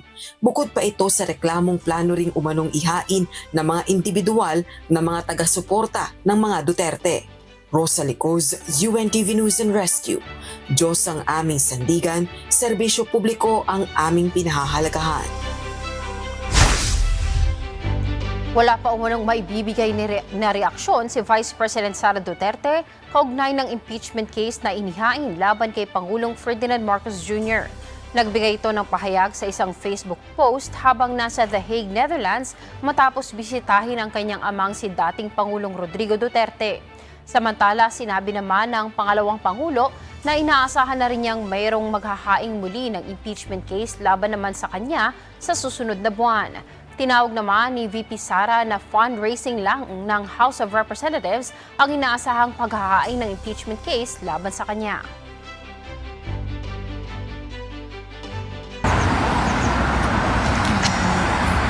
Sa ngayon, wala pa. Hintayin natin ang mga susunod na mga araw kung meron akong reaction. As expected as well, magiging katulad lang din yan nung nakaraan na ginagawang fundraising ng mga members of the House of Representatives yung pagpirma nila sa impeachment. It's all about the money dyan. Naniniwala ang presidente ng Bukluran ng Manggagawang Pilipino na si Attorney Luke Espirito na sarswela o laro lamang ang ginagawang pagdinig ng Senado sa maanumalyang flood control projects. Hindi anya sinsero ang investigasyon dahil mismong mga miyembro ng kanilang kapulungan ang sangkot. Kabilang sa nahaharap sa mga reklamo hinggil sa flood control ay sina Senators Joel Villanueva at Jinggoy Estrada. Sinabi ng Labor leader na kung talagang sinsero ang Senado sa investigasyon para panagutin ang mga sangkot sa flood control scandal at korupsyon, dapat pinatunayan na nila ito sa pamamagitan ng pagbalangkas ng 2026 national budget. Parang defense counsel sila mismo sa sarili nilang kaso. Pagdating dito sa Senate investigation, hindi sila akusado eh. Judge sila. So saan ka nakikita na dinidepensahan nila ang sarili nila, hindi bilang akusado, kundi bilang judge? Pinatunayan ng Department of Public Works and Highways o DPWH na totoo ang ilan sa Cabral files na hawak ni Representative Leandro Leviste. Ito ay sa gitna ng pagdinig ng Senate Blue Ribbon Committee kaugnay ng maanumalyang flood control projects ng pamahalaan. Ang detalye sa report ni Asher Cadapan Jr. Isinumite ni Batangas 1st District Representative Leandro Leviste sa Senate Blue Ribbon Committee ang mga hawak nitong dokumento na tinuguri ang Cabral Files. Naglalaman ito ng listahan ng infrastructure projects kung saan nakasulat rin kung sino-sinong opisyal at mambabatas ang nagsumite sa Department of Public Works and Highways o DPWH. Sa pagdinig ng Senate Blue Ribbon Committee, inilahad ni Congressman Leviste ang ilan sa mga impormasyong kanyang natuklasan batay sa naturang mga dokumento. I have here a printout of the list of over 17,000 projects, and they are actually divided into 12 major tags. Mr. Chair, it would be worth reading the major tags. There is a allocable of 401.3 billion, BINI 10 of 6 billion, BIP on top of 33.4 billion, CENTI 2025 of 100 billion, F1 of 10 billion, N1 Prio 1 of 20 billion, non-allocable of 61.5 billion, OPESAP of 8 billion, OT2 of 21.27 billion, SANDI of 14 billion, Senators of 20.5 billion, and SMB/others of 25.6 billion. This is based, sir, on the copy that I obtained, as well as another copy that I have seen that was separately obtained from the DPWH. Pinakumpirma naman ni Senate Blue Ribbon Chairperson Panfilo Lacson sa DPWH kung pamilyar ang mga ito sa naturang dokumento. Itinanggi ito ni DPWH Undersecretary Ricardo Bernabe III at sinabi na wala umanong kopya ang ahensya ng nasabing listahan. Dahil dito, nagbigay si Congressman Leviste ng kopya ng mga dokumento sa DPWH upang kumpirmahin kung totoong galing ito sa ahensya. Mr. Chair, we are comparing the documents now, and what we have is the second batch of documents pertaining to the district allocations budget allocations per district. As to the first set of files given to us, we have no personal knowledge of these files. Can you make a quick perusal para ma-determine nyo alin ba dyan yung pwede nyo agad na masabing ang source talaga DPWH at masabi nyo hindi yung iba? Kung hindi naman, we can you can do it at a later date, ano? Kung gusto niyo iuwi. Mr. Chair, ito pong pangalawang set of files, we can validate. Ito po yung hawak ko ngayon. Ito pong first set, we will have to look into this. But I would surmise baka ito po yung galing sa computer ni late Undersecretary Cabral. Kaugnay nito, sinabi ni Senador Lacson na maaaring ipagpatuloy ni Congressman Leviste ang paglalahad ng detalye ng mga kumpirmadong dokumento sa mga susunod na public hearing ng komite. Asher Cadapan Jr., UNTV News and Rescue. Diyos ang aming sandigan, serbisyo publiko ang aming pinahalagahan. Inaresto ng National Bureau of Investigation o NBI sina Bryce Erickson Hernandez, dating Assistant District Engineer ng DPWH Bulacan, at JP Mendoza, dating Construction Section Chief sa Senado kagabi. Ang pag-aresto ay base sa warrant of arrest na inilabas ng Sandigan Bayan 3rd Division kaugnay ng isang umano'y ghost flood control project sa Bulacan. Ayon kay Senate President Tito Soto, pinayagan niya ang pagsilbi ng warrant at ipinaalam na rin ito sa Senate Blue Ribbon Committee. Nauna nang nakulong sa Senado ang dalawa noong nakaraang taon matapos umanong magsinungaling sa pagdinig ng Blue Ribbon Committee tungkol sa mga irregularidad sa flood control projects. Hiniling na ng Department of the Interior and Local Government o DILG ang pagkansela sa pasaporte ng negosyanteng si Charlie Atong-Ang. Sa isang panayam, inihayag ni DILG Secretary John Vic Remulla na hiniling na nila ito sa Department of Justice at sa Department of Foreign Affairs. Inisyuhan ang arrest warrant si Ang kaugnay ng kasong kidnapping with homicide sa mga nawawalang sabongero. Itinuturing ng loose firearms ng Firearms and Explosives Office ang 6 na armas ng negosyanteng si Charlie Atong Ang. Kasunod dito ng kanselasyon ng kanyang license to own and possess firearms at firearms registration noong nakaraang linggo. May ilang araw ang kampo ni Ang para i-turn over ang mga baril. Handa naman ang CIDG na mag-apply ng search warrant sa korte para pursahang kunin ang mga naturang baril na kinabibilangan ng 3 9mm pistol, isang 5.56 rifle, isang 260 rifle at isang 38 revolver. Sa ngayon, 21 akusado sa kaso ng missing sabongeros ang hawak na ng mga otoridad. Tanging si Ang na lamang ang kanilang pinaghahanap. Nakahanda naman po ang CIDG na mag-apply ng SW para ma-recover itong mga baril na sa kanilang mga possession. Peke ang gamit na plaka at hindi pa rehistrado sa Land Transportation Office ang Ferrari na nakuha sa isang parking lot ng condominium unit ni dating Ako Bicol Party List Representative Zaldico. Base sa isinagawang validation ng Philippine National Police Highway Patrol Group, ang plaka ay nakapangalan sa ibang individual na may kaparehong model ng sasakyan.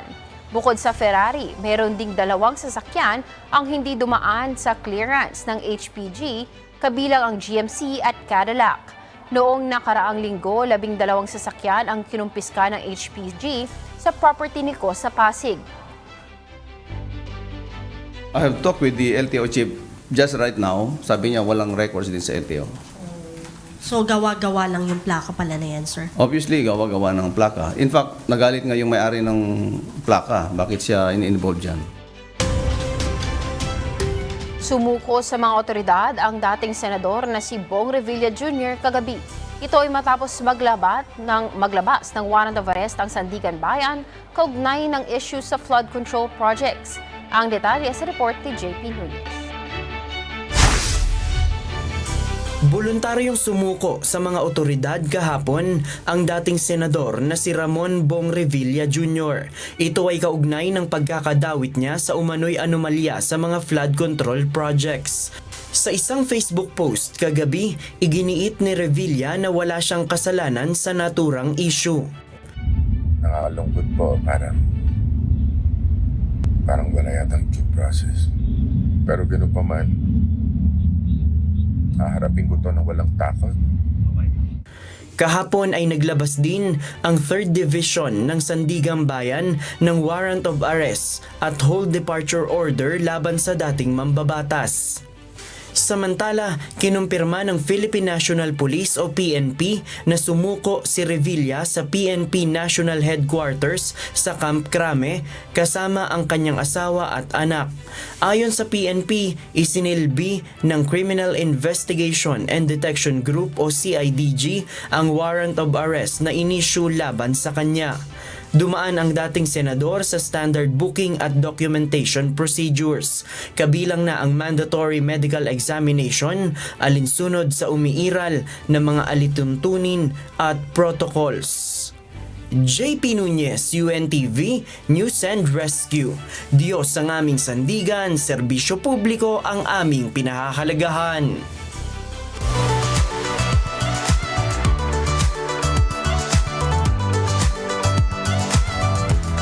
Samantala, naritong muli ang sitwasyon ng trapiko sa iba't ibang lugar sa bansa. Dito pumuli sa EDSA Bagong Barrio, sa kanang bahagi na papunta ng monumento ay may pag-ipon pa rin po ng sasakyan dito sa may U-turn area at light to moderate pa rin po ang sitwasyon ng trapiko dito sa mga papunta ng Balintawak. Sa North Luzon Expressway o sa NLEX as of 7:16 in the morning, makikita po natin ang pag-ipon ng sasakyan dito sa may Mindanao Toll Plaza. Subalit sa iba't ibang bahagi naman po ng NLEX ay tuloy-tuloy naman po ang biyahe. Sa Pardo Service Road sa Cebu City, light to moderate po ang lagay ng trapiko sa magkabilang lane papuntang Basak at Talisay sa Cebu City. At yan ang ating traffic update ngayong umaga.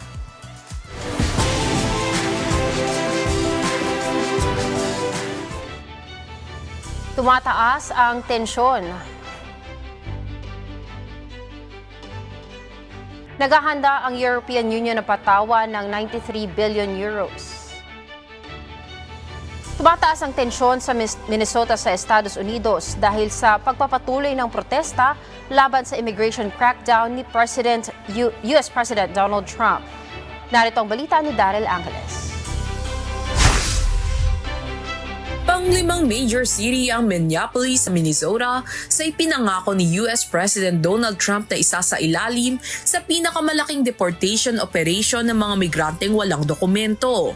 Nilunsad ni Trump ang immigration crackdown na ito noong Disyembre ng nakalipas na taon matapos mabilanggo ang ilang Somalian bunsod umano ng malawakang fraud cases sa mga welfare program sa Minnesota. May halos 1,500 tropa ng militar ang nakahanda para mai-deploy sa Minnesota. Pinaalalahanan naman ng mga opisyal ng Minnesota ang mga protester na maging mahinahon at mapayapa, na tinugunan naman ng karamihan na nananatiling malayo sa kaguluhan. Sa kabila nito, may mga pagkakataon na mayroong nagaganap na karahasan at kinakailangang maghagis ng tear gas at pepper balls ang mga otoridad upang paalisin ang mga tao. Sa isang post sa social media, tinawag ni Trump ang mga protester na mga bayarang traitors, troublemakers and insurrectionists. Upang mas mapigilan ang mga kilos protesta laban sa kanyang immigration campaign, nagbabala si Trump na ipatutupad niya ang Insurrection Act, isang 19th century law na nagpapahintulot ng pagde-deploy ng mga active duty military personnel para sa mas mahigpit na law enforcement sa Amerika. Daryl Angeles, UNTV News and Rescue, Texas, USA. Diyos ang aming sandigan, serbisyo publiko ang aming pinahalagahan. Naghahanda ang European Union na patawan ng 93 billion euros na taripa ang Estados Unidos. Nagbabalak din itong pagbawalan ang mga kumpanya ng US sa kanilang merkado. Narito ang report ni Daniel Encarnacion. Ang pagpapataw ng taripa at pagbabawal sa mga US company sa kanilang merkado ang nakikitang sagot ng European Union sa mga banta ni US President Donald Trump na pagtaas ng taripa ng 10% simula February 1. Magiging 25% ito sa June 1 kung hindi magkakaroon ng kasunduan sa pagbili ng US sa Greenland. Nagbanta naman sa Amerika ang 8 bansa sa EU kabilang ang Britain na huwag baliwalain ang relasyon nila na maaaring magdulot ng mas malalang resulta. Sinabihan din ni UK Prime Minister Keir Starmer si President Trump na ang pagpapataw ng taripa sa mga kaalyado para sa collective NATO security ay mali. Umaasa naman ng Brussels na makakatulong ang mga aksyong ito upang maging daan sa pakikipagsundo kay Trump sa nalalapit na mga meeting sa World Economic Forum sa Davos. Daniel Encarnacion, UNTV News and Rescue, San Francisco, USA. Diyos ang aming sandigan, serbisyo publiko ang aming pinahalagahan. Nasawi ang nasa 39 na tao habang nasugatan ang mahigit 100 at 20 iba pa nang madiskaril ang isang high-speed train at bumangga sa isa pang tren malapit sa Adamuz sa lalawigan ng Cordova sa Spain itong linggo ng gabi. Ayon sa Civil Guard ng Espanya, ito ang pinakamalaking train crash na nangyari sa bansa sa nakaraang dekada. Narito ang balita ni Winlove Marquez.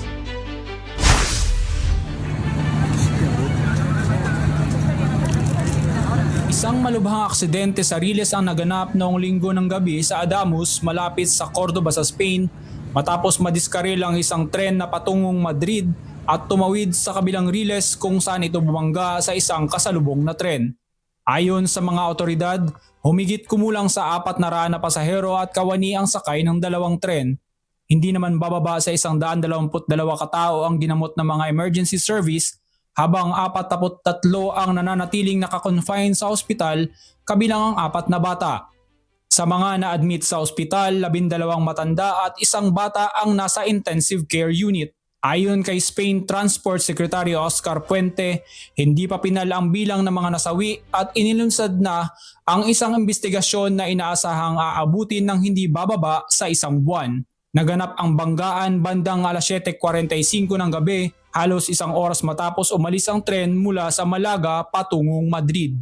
Ayon sa rail network operator na ADIF, nadiskarel ang tren sa tuwid na bahagi ng riles. Dahil sa lakas ng banggaan, naitulak sa isang embankment ang mga bagon ng nabanggang tren na patungong Huelva at karamihan sa mga nasawi at sugatan ay mula sa unahang bahagi nito. Nahirapan ang mga rescuer sa pagsalba sa mga naipit dahil sa nabaluktot na mga bagon. Sa kasalukuyan, pansamantalang sinuspindi ang lahat ng biyahe ng tren sa pagitan ng Madrid at Andalusia. Nagpaabot ng pakikiramay ang mga lider ng Espanya at ilang mga bansa sa Europa habang nananawagan ang mga otoridad sa mga nakaligtas na makipag-ugnayan sa kanilang mga mahal sa buhay. Winlove Marquez, UNTV News and Rescue. Diyos ang aming sandigan, serbisyo publiko ang aming pinahahalagahan.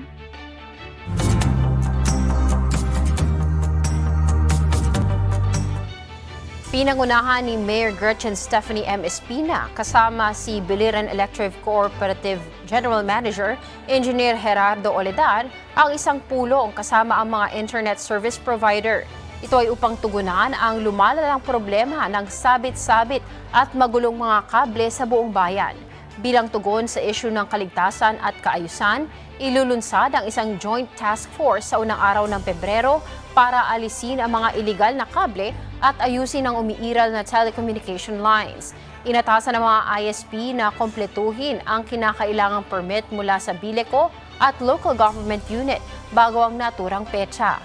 Layunin ng Operation Linis Spaghetti na matiyak ang kaligtasan ng publiko, mapaganda ang itsura ng bayan at maipatupad ang tamang pamamahala ng mga kable.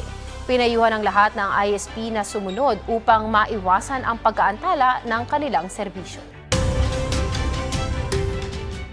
Walang naitalang casualty ang lokal na pamahalaan ng Ginobatan Albay sa kabila ng dalawang magkasabay na kalamidad na kanilang pinagdadaanan nitong mga nakalipas na araw. Matapos naman ang malalakas na ulan at lahar flow, bukas na uli sa mga motorista ang mga isinarang kalsada. Ang detalye sa report ni Ryan Salatandol.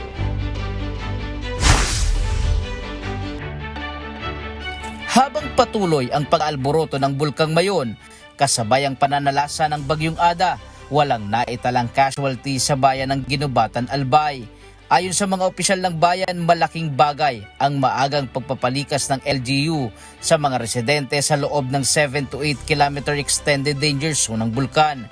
Yung dinaanan po yung experience ng bayan namin na sabay yung typhoon and yung activity po ng Mayon, awan ng Diyos po, na-attain namin yung zero casualty. And syempre po, with the help po yun ng mga barangay officials, yung tulong-tulong po na ma-disseminate yung information talaga. Tapos on time na yung pagpa-evacuate. Actually, in-implement namin yung preemptive evacuation para talagang kumbaga dumating man yung kalakasan ng ulan, ng bagyo, nasa evacuation centers na yung mga constituents natin. Pasabol na muli ang mga kalsadang nasira ng lahar at mga bato sa Masarawag Maninila Road, bagamat hindi pa pinapayagang makadaan ang mga heavy vehicles. Kahapon, ayos ka agad gawa ng mayroon dumadaan na mga sasakyan, yung mga kailangan na makatawid. Wala, hanggang naghintay lang silang maayos, kaya ginawa ka agad ng para madaanan ng residente kahapon. Sa barangay Maninila, Mabalod Road, mga light vehicles lamang ang pinapayagang makadaan habang patuloy ang paglalagay ng mga bato sa gitnang bahagi ng kalsada. Naayos na rin ang kalsada sa barangay Mulad Bukad Grande at pasabol para sa mga motorista. Gawa po nung bagbagyo, wasak yung namin dito, sir, daanan. Siguro medyo tagal-tagal sir yung dito, gawa ng tubig. Kailangan po namin yung malagyan po ng convert. Yung mga estudyante ako, hindi naman po kaya kasi yung tricycle na makaakyat dito. Samantala sa barangay Tandarora, sira pa rin ang kanilang kalsada, kaya pansamantalang tawiran para sa mga tao lamang ang inilagay. Kwento ng mga residente, nasira ang kalsada nang rumagasa ang tubig na may kasamang mga bato noong kasagsagan ng Bagyong Uwan. Pag bagyo po, nasira. Sira yung kanyang mga pundaanan. Ito, ginawa ng paraan. Itong tulayo para makadaan sila. Patuloy ang pagbabantay ng LGU ng Albay sa bulkan at hindi pinapayagang makauwi ang mga residente sa 6 km permanent danger zone. Ryan Salatandol, UNTV, News and Rescue. Diyos ang aming sandigan, serbisyo publiko ang aming pinahahalagahan. Patuloy na isinusulong ng Rice Science Museum ng Philippine Rice Research Institute of PhilRice sa Science City of Muñoz, Nueva Ecija ang edukasyon sa agrikultura, lalo na sa larangan ng agham ng bigas. Layunin ng ahensya na mapaunlad ang kaalaman at mapalalim ang pag-unawa ng bawat individual, lalong-lalo na ng mga kabataan sa kahalagahan ng agham sa produksyon ng bigas. Narito ang report ni Danny Munar. Batay sa pag-aaral, nasa 2.4 milyong magsasaka ang nasa bansa. Taon-taon patuloy na nababawasan ang kanilang bilang at patuloy pang tumatanda ang mga magsasaka na may average na edad na 56 hanggang 57 taong gulang. Bilang tugon sa hamong ito, sa tulong ng Rice Science Museum ng Philippine Rice Research Institute of PhilRice, patuloy na isinusulong ang edukasyon sa agrikultura para sa mga kabataan, magsasaka at iba pang stakeholders na bumibisita sa pasilidad. Ayon sa ahensya, ang museo ay nagsisilbing interactive learning venue na nagpapakita ng agham, kultura, kasaysayan at teknolohiya sa likod ng pagsasaka sa bansa.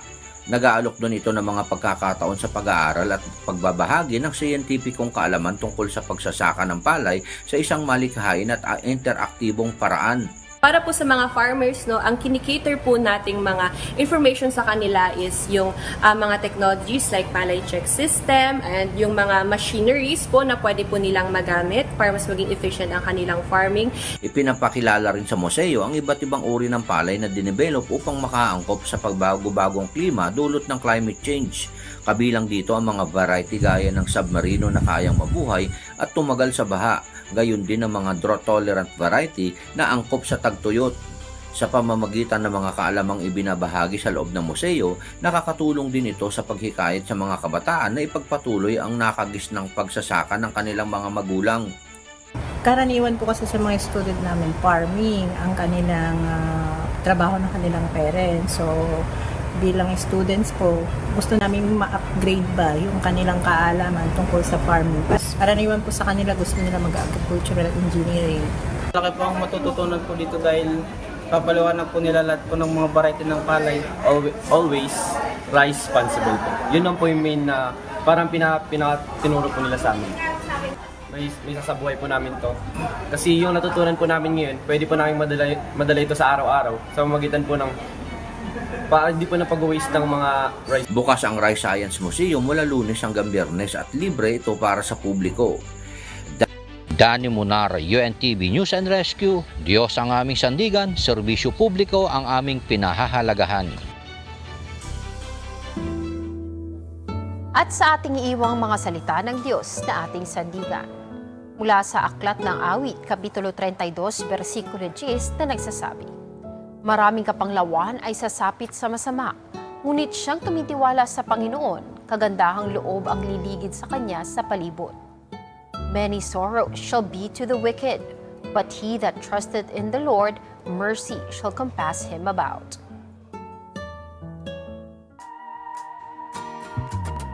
At yan ang ating naging balitaan sa oras na ito. Huwag po kayo magpapalit ng channel dahil magbabalik ang Good Morning Kuya.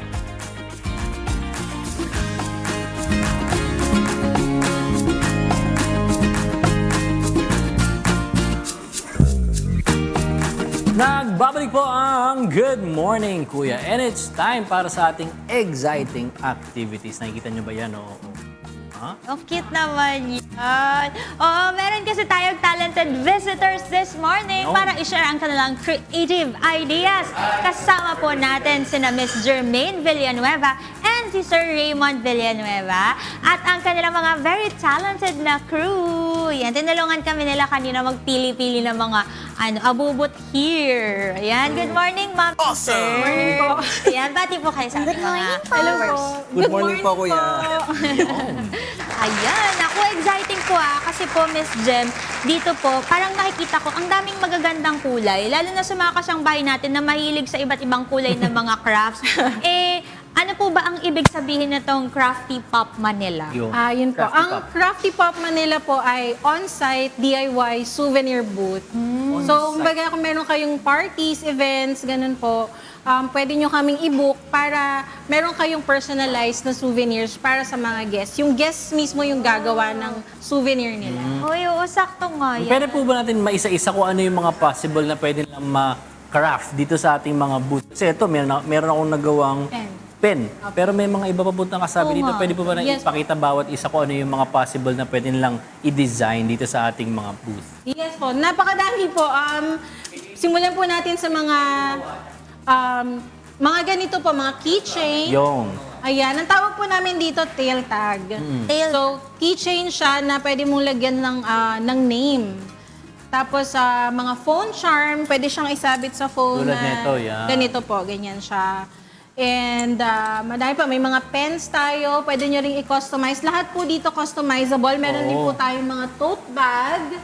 Ganyan po. Pwede nyong lagyan ng mga letters or kahit anong design. At meron din po tayong mga pouch. Ayan po, mga pouch. Okay, itong punta po rin sa tote bag kasi baka akala ng mga kasama natin, ito lang yung mga abubot lang, yung mga palawit-palawit. Pero itong interesting tong tote bag po natin kasi ito katabi ko ngayon, nakikita nyo, mainit-init pa. Nararamdaman ko Para saan po ba to? Pwede po ba natin ma-share kung ano ba yung machine na to? Diyan po natin ipe-press yung di-design nyo doon sa tote bag. Okay. Tapos sa mga design po ng tote bags, ito po ang choices, lahat po ng ito. Hindi po kasali ito. So Pwede din po yan. Pwede po ba nating gumawa ng tote bag ngayon? Pipili lang tayo ng ating... Ikaw ba meron kang gusto ilagay sa tote bag ng Siguro etong parang rainbow. Coffee, Ito, rainbow, ano pa? Dito naman, sa mga letters. Mga name. Sa mga letters, GMK. First the G. Sige, pakita natin. O baka may mga gusto mag-matcha dyan. Lagyan natin ng matcha. Ito, gusto natin to, love. Yeah. Ayan. Pero ito po, Miss Gemma, matanong ko lang po, paano po ba nagsimula itong Crafty Pop Manila? Ano po yung naging inspiration nyo para mabuo to? Kasi di ba po kanina natanong ko kayo, baby pa itong Crafty Pop, September pa lang. Pero nung binisit ko sa IG, sobrang dami nyo na po talaga napuntahan. Opo.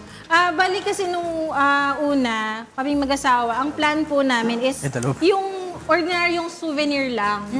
Yung mga nakikita natin, traditional na souvenir. Opo. Kaya lang naisip namin, sobrang dami nang nag-o-offer ng ganun. Paano tayo magiging iba? Paano tayo magsa-stand out? So naisip namin na maging gumawa ng personalized na booth para, yun nga, personalized lahat ng souvenirs. Talagang magagamit nila, hindi masasayang. Naku, tsaka kanina nga po, yung mga tanong namin sa mga viewers natin, kung bibigyan ba sila ng regalo, mas gusto ba nila yung handmade or ready-made? Pero kung darating ako sa isang party o kaya sa isang wedding, tas ganito yung madadatnan ko as a souvenir, parang matutuwa talaga ako. Opo, kasi hindi lang souvenir yung mauuwi ng guest nyo, pati experience. Kumbaga talagang maaalala talaga nila yung event na pinuntahan nila. Ay, sa birthday nito, ganyan, sobrang fun kasi maraming crafts, ganyan. At saka, di ba, yung experience na maging involved ka dun sa party, ang ganda nun. Kasi yung iba, di ba, parang, ay, pagkakain ko, uwi na ako.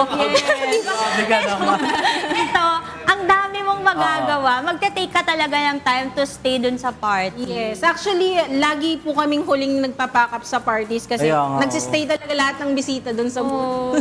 Hindi sila umuwi agad. Napakarami kasing choices talaga. Kasi kayo nagtatry kami ni Ian gumawa na itong pen. Opo. Medyo naka-overwhelm kasi ang dami mong pagpipilian niya. Kaya parang lahat gusto mong ilagay. Ano ba yung pwede mong ilagay? Kasi limited lang naman yung pwede. Pero dahil nga nabanggit nyo kanina na relatively bago pa lang po kayo dito sa business na to, ano po yung mga na-encounter nyo na po na challenges dito sa startup natin? Challenges, syempre sa simula, paano kami kukuha ng client? Paano? Actually, nagsimula kami, yung pinsan namin, meron yung anak niya nag-birthday. So, kami doon, nagtayo kami ng booth doon para lang introduce lang. ma-introduce yung namin, yung business namin. And then, nag-follow na mga referrals. Pero ngayon, malaking bagay din siguro sa social media. Opo, social media.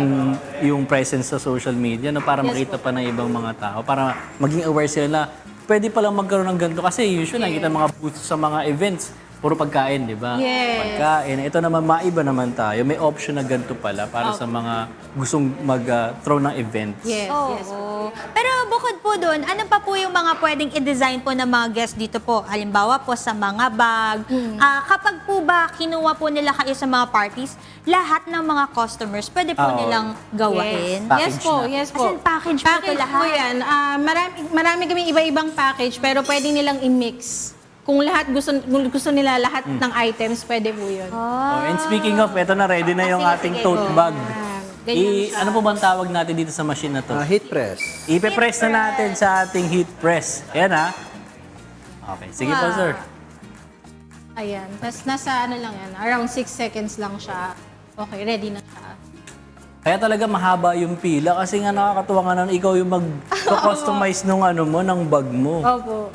Uy, oo. Madali lang po siyang gawin. Ang mahirap po, ang matagal yung pagde-design. Yung pagpili nung ano ba yung mga ilalagay mo. Opo. Kasi marami silang pwedeng piliin. Oo. Ayun na. Ayan, naku, iyan, gagawin na natin. Ayan, habang ginagawa at nang heat press sila, ito, nagtatry naman akong gumawa ng tail tag. Tail tag. Ito, Tail pwede tag. po itong ilagay kahit saan. Pwede sa as keychain. Pwede rin siya sa mga ganitong Oo nga, tumbler. Ayan, pwede niyong... Ang cute, di ba? Baka mamaya pag nawala, yung tag yung mawala, yung tumbler maiwan, no? Kinuha lang yung Sobrang cute. Parang siya yung kukunin ng ibang tao, di ba? Naku. At kung meron kayo, mahilig kayo sa mga phone holders, mga kasangbahay, pwede rin sila gumawa. Ito, merong isang sample dito ng phone holder. Yan. Yan. Kasi, di ba sabi ko kanina, nauso na yung mga phone charms. So, meron na kayong phone holder. Ito, nakalagay sa kamay niyo yung phone. Tapos, meron pa kayong charm na nakalawit dyan. Yun. Di ba? Ang cute, di ba? Alright. Bongga. Awesome! Yan, ako. Hintayin na natin. So, pag na-heat press na, tatanggalin na lang yung Tatanggalin ko pa, sticker. Tatanggalin pa. Pero ito, pwede po natin pag-usapan naman itong mga jelly pouch na to. Ano naman po yung mga pwede nating i-customize? At paano po natin ginagawa? Ito naman po mga patches yung gamit natin. Dito naman po tayo pwedeng pumili. So, napakaraming designs, din. ganyan. Ayan. So, kahit ano pwede nyo ilagay dyan, basta kasya siya dun sa pouch. Sa isang side. Yes. Tapos paano ba dinidikit dito? Adhesive lang po. Ayan, ito yung... Ayan, cute. Ayan. Ayan yung sample. So kapag ka bata ka, kahit matanda ka na, mag-enjoy ka talagang gumawa ng mga ganito. Lalo sa mga ano talaga, artsy talaga. Opo. Ng mga kikay gumawa ng mga bags. Yeah. Pero excited talaga ako dito sa tote bag eh. Parang feeling ko ang ganda ng Abangan design ko eh. Nakakatuwa eh. Ito, tapos na. Tapos na po. Medyo mainit. Mainit pa. Mainit-init pa. Bagong luto. Kita niyo. Ang ganda oh. Uy, ang cute. May GMK. Nakita ko kasi yung sandulo na pinalitan ko. Ay, which is lahat ng essence ng GMK nandito. Oo. Pag-ibig, sun. Ang init nga niya. Yes. Coffee. Diba? Fresh from heat press. Cute. Isa to na sa mga pwedeng i-avail ng mga kasama natin pagka kinuha niyo po ang Crafty Pop Manila, ang tote bag. Kasi ito parang lahat ng kilala ko may tote bag na rin talaga eh. Pero, kunyari may mga options po ba na sarili nilang gamit? Kunyari, pwede nilang yung gamit nila personal, yung ipapalagyan nila ng mga patches or sarili nilang tote bag. Pwede po yun. Sa mga t-shirt, like ito po, same po yung material na ginamit namin dyan sa bag. Ito, sa shirt namin. Ganda oh. Yes. At meron po tayo. Ano yan? Nga natin yan. Magandang balita Ano yan? para sa kalusugan naman ng mga Pilipino. Alam nyo ba mga kasangbahay na meron na pong pwedeng free kidney screening sa selected branches ng Mercury Drug. Naku, kadalasan po kasi nalalaman na lang na may sakit sa bato paghuli na. Kasi wala namang obvious symptoms yun, di ba? Kaya ito ang pwedeng posibleng mangyari, no? Lalo na sa pakikipagtulungan po natin sa Mercury Drug, AstraZeneca at Diabetes Philippines na mag-alok ng libreng urine albumin to creatinine ratio o UACR test na makakadetermine kung meron bang chronic kidney disease ang isang pasyente. Alam niyo mga kasangbahay, base po kasi sa data ng AstraZeneca Philippines, halos 36% po ng mga Pilipino ay mayroong CKD noong 2022, which means may isang Pilipino na nadadiagnose with CKD every 40 minutes. Sobrang dami nito. Kaya kung gusto niyo pong malaman ang kalagayan ng inyong atay o ng inyong kidney, maaari po kayong pumunta sa Mercury Drug branches sa Pavilion Mall at Shangri-La Plaza sa Mandaluyong, Trinoma sa Quezon City at sa Noveleta, Cavite. Bukas po ito ng Miyerkules hanggang Linggo at di na po kailangan magpa-appointment, referral o ID dahil walk-in lang po ay pwedeng-pwede na. Kaya grab the opportunity po mga kasangbahay. Uy, lapit lang sa Quezon City, Trinoma. Very easy to access mga kasangbahay. Punta na po kayo dyan. That's right. Naman syempre nakikisabay ako dyan sa inyo no, sa paggawa. Sa akin naman na napili ko is ito, phone holder. Ayan, makikita natin yung Mag-isa ka name dyan, ko. lungkot mo dyan. Diba?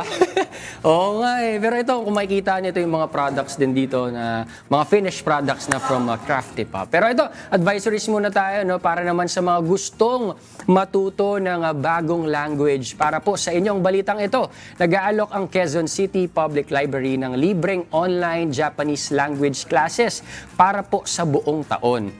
Isasagawa po yan na tuwing Huwebes po mula 1:00 hanggang 3:00 ng hapon via Zoom. Ang ituturo po dyan ay basic na Nihongo para sa mga nagsisimula pa lamang. Bukas po ito sa lahat ng 18 years old pataas. Kahit hindi po residente ng Quezon City, basta may maayos po na internet connection ay pwede. Ang registration po ay magsisimula bukas hanggang March 31 at wala po itong bayad. Pero 500 slots lang po ang available kada klase. Kaya paunahan po ito no, na makapag-register po tayo. Makakatanggap naman po ng Digital Certificate of Participation ang lahat ng sasali. Kaya ano po ito? Perfect na perfect para sa mga interested matuto ng Japanese language. For more information, punta lang po sa Quezon City Public Library Facebook page at simulan ang journey sa pag-aaral ng bagong lingguwahe. Ang ganda ng mga advisories natin ngayon, mga interesting, may mga libreng ganitong mga classes, no? Kaya take advantage po natin yan. Pero ito, kumbaga pag-usapan naman natin yung mga ito kanina na pag-usapan natin from mga Crafty Pops. No? Ngayon naman puntahan natin si Tini. Tini, kamusta na ba yung niluluto mo dyan? Okay na ba yung almusal natin? Winner na! Napagtagumpayan ko na yung pagluluto. Ito ready na.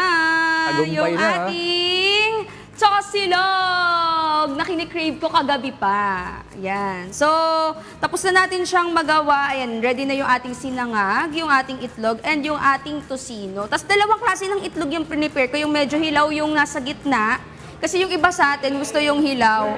Tapos yung isa naman, yung toasted. Alam niyo kung bakit? Kasi pang-akin to. Ganito kasi yung gusto kong luto ng itlog. Toasted siya. Kaya, ayan. Ito yung akin. Tapos mas konti yung kanin kesa doon sa ulam. Yan. Pero pag gusto nyo naman ng mas marami yung sinangag, pwede naman. Ayun. So, ayan na. Tapos na sobrang simple lang. Sobrang dali lang nito gawin, mga kasangbahay. Tapos, may almusal ka na at pwede ka pang magbaon. O, di ba? Kaya naman, iimbitahan ko na yung mga kasama kong host, pero may gagawin pa yata kasi sila eh. Kaya, sige, sa inyo muna at lulutuin ko lang tong iba nating sinangag para mas madami yung makakain. Yay! Uy, Hello, Celine! Ang namin dito. Tingnan Finish nyo. na. Ito, bibigay ko sa'yo ito. Ang ganda, oh. Wow! Kita ba? Diba? At ito na nga, ituloy na natin yung tsikahan dito. Naaliw talaga kami. Tingnan nyo.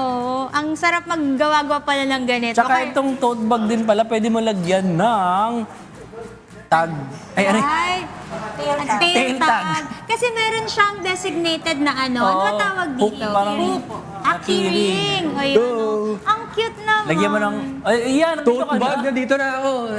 Nag-teleport lang ako. Patingin nga ang ginawa mo dyan. Ito sa akin, hindi ko pa nabubuhol eh. Pero makita niyo yung initials ko. Ay, may kulang pa pala. Pero ayan o. Initials? Ay, hindi ko pala. Pangalan ko pala. Iba pala yung initials. Iyan kasi 3 letters lang ako. Diba? Ang ganda. Madali lang. Alam mo, swerte ka. Bakit? Kasi yung pangalan mo sobrang ikli. Kaya 3 letters lang eh. Kaya madali lang. Oo. Pero ito, Miss Gemma, tanong ko lang po gaano po katagal gawin po yung isang souvenir? For example po, sa parties, tapos ako pupunta dito, gaano po katagal ako pwede mag-spend ng time Oo, para parang lahat bumuo? naman. Kasi baka mamaya 1 hour na ako dito, hindi na ako nakakinig sa party, di ba? Sinasabihan po namin sila na as much as possible, up to 2 minutes po. Para lahat po magkaroon ng chance. Kaya nga, Ayan. okay. 2 minutes lang. Siyempre nga naman, kung baka umabot ka ng 1 oras dyan, nakakahiya naman sa mga ibang mga party, nakagawa ka diba? Ito na lang ginawa mo buong araw. At saka, yun din ang tanong ko rin kasi kunyari sa iba na feeling nila hindi sila ganun ka-creative o artsy. Kasi ako, feeling ko ganun ako. Kanina naman, na-assist naman tayo ng ating mga staff. Kaya sa mga, siguro kahit di naman sila inclined sobra sa mga arts and crafts, no, makakabuo pa rin sila ito ng na personalized na magugustuhan pa rin nila. Opo. Importante yung may mag-guide kasi sa'yo. Kasi kanina nung di na ako makapag-decide sa dami ng options na pwede mong ilagay, Actually, diba? yun yung mas mahirap. Kapag mas maraming options, mas mahirap mag-decide. Kasi parang gusto mo lahat ilagay. Opo. Pero Miss Jem, saan po pwedeng mga events pwede pong pumunta ang Crafty Pop Manila? Any event po. Mga birthday parties, weddings, ganyan. Kahit mga corporate events po. Uy, oo. Maganda yan halimbawa sa yung HR meron silang pa-activity. Diba? For mental health. Okay, gawa kayo ng mga ganyan. Diba? Kaya ayun, mga company ito na ang sagot sa mga project na hindi nyo maisip kung anong gawin. Tsaka feeling ko nga hindi lang kahit di adults kasi parang feeling ko yung mga kids din, yung mga teenagers na nakikita ko kasi parang marami din meron silang mga abubot sa mga phones nila. Anik-anik. Parang feeling ko papatok din sa mga bata talaga yung ganito. Tsaka sila yung mahilig sa mga ganyan talaga eh. Makukulay, oo. Mga pag-trend tayo na, tote bag yata. Kaya dito napunta eh. Kaya mga ganito. Kapag Yung trend mga namin na dito pang-functional na. Lalagyan ng pamalengke.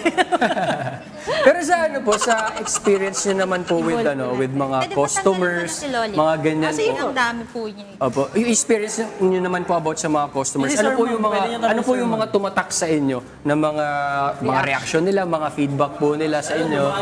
Siguro marami po kayong Depende po sa kasi may iba po yung reaction ng matanda sa bata. Okay. May mga bata po na talagang nagpo-focus sila kung ano gusto nilang gawin. Sa nagpapatulong na rin. Pag matanda po, napakatagal.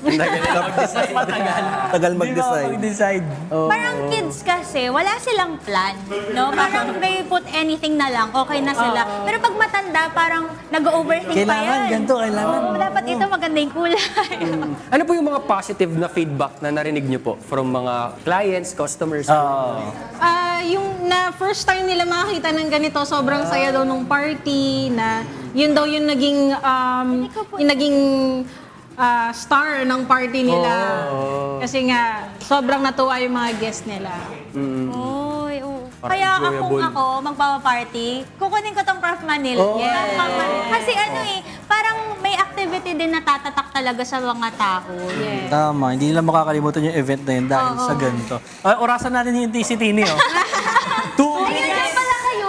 2 minuto! May sarili kasi akong mundo Yaman mo naman. Ayan. Dahil dyan, for sure, yung ating mga viewers, iniisip na nila na i-invite ang ating Craft Pop Manila. Saan po nila kayo pwedeng makontak? Ano po yung mga social media accounts niyo na pwede po nilang i-stalk at i-check?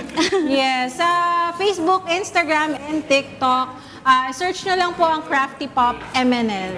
MNL yan. Nasa Facebook, Instagram, and TikTok. Yes. At thank you so much po, Miss Jermaine and Sir Raymond for joining us today and for sharing your inspiring journey. For sure, yung ating mga kasangbahay, nag-iisip na rin sila, ano bang pwede nilang gawin as a form of business habang ini-invite ka nila sa inyong mga events. Para magiging staple na to ng mga events or birthday parties. Opo, hindi na siya nawawala. Imbis na yung mga hotdog na tsaka marshmallow yung nasa booth, di ba? Ito na lang. Ito na lang. Oo, di ba? Mas cute. Tama, at marami pa kayong aabangan. Kaya wag po kayong maglilipat ng channel dahil magbabalik po kami. Dito po.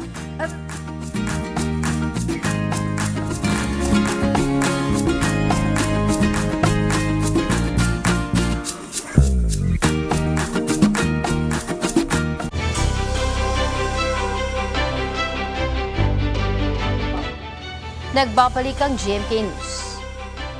Naranasan kagabi ang ashfall sa Legazpi City at bayan ng Daraga sa Albay. Nagbabala naman ang lokal na pamahalaan sa posibleng masamang epekto nito sa kalusugan ng mga mamamayan. Mula sa Legazpi City, Albay, makibalita tayo kay Raya Salatandol live. Ryan, good morning. May ipinapakita bang aktibidad ang Mayon sa ngayon?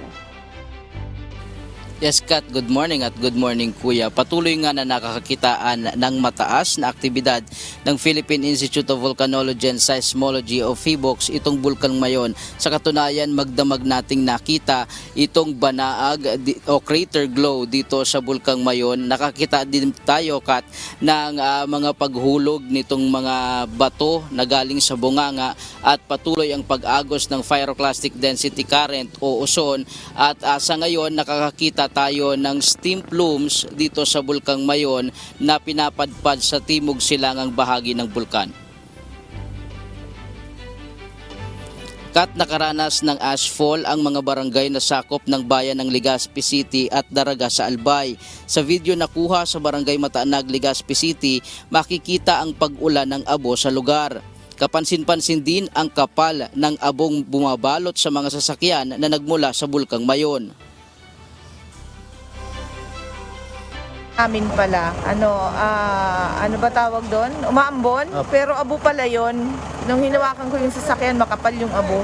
Kaya di kami natutulog kasi nakakatakot. Kaya nakaredy yung sasakyan. Dahil dito, agad na nagsuot ng face mask ang mga residente sa Legazpi City upang maiwasan ang posibleng sakit na dulot ng paglanghap ng abo. Marami sa kanila ang nagulat nang malaman na hindi ulan kundi abo pala bumabagsak. Upang maprotektahan ang mga mamamayan, namigay na rin ng face mask ang mga barangay pulis ng barangay Mataanag. Bibigay po kami ng face mask sa mga tao, sa mga motor, nagmumotor, parang sip lamang sinda. Kaya nananaw kami kay face mask, grabing abo sa bago. Samantala, naglabas ng Ashfall Health Advisory ang Albay Public Safety and Emergency Management Office o APSIMO dahil sa panganib na dulot ng abo mula sa Bulkang Mayon. Ayon sa advisory, maaaring magdulot ng abo at iritasyon sa ilong, lalamunan at mata, pati na rin ng ubo at hirap sa paghinga kapag direktang nalanghap ito. Posible rin ang pangangati ng balat, aksidente sa sasakyan at pagguho ng bubong dahil sa naipong abo. Payo ng mga otoridad na iwasan muna ang paglabas ng bahay, manatili sa loob at isara ang mga pinto at bintana upang hindi makapasok ang abo.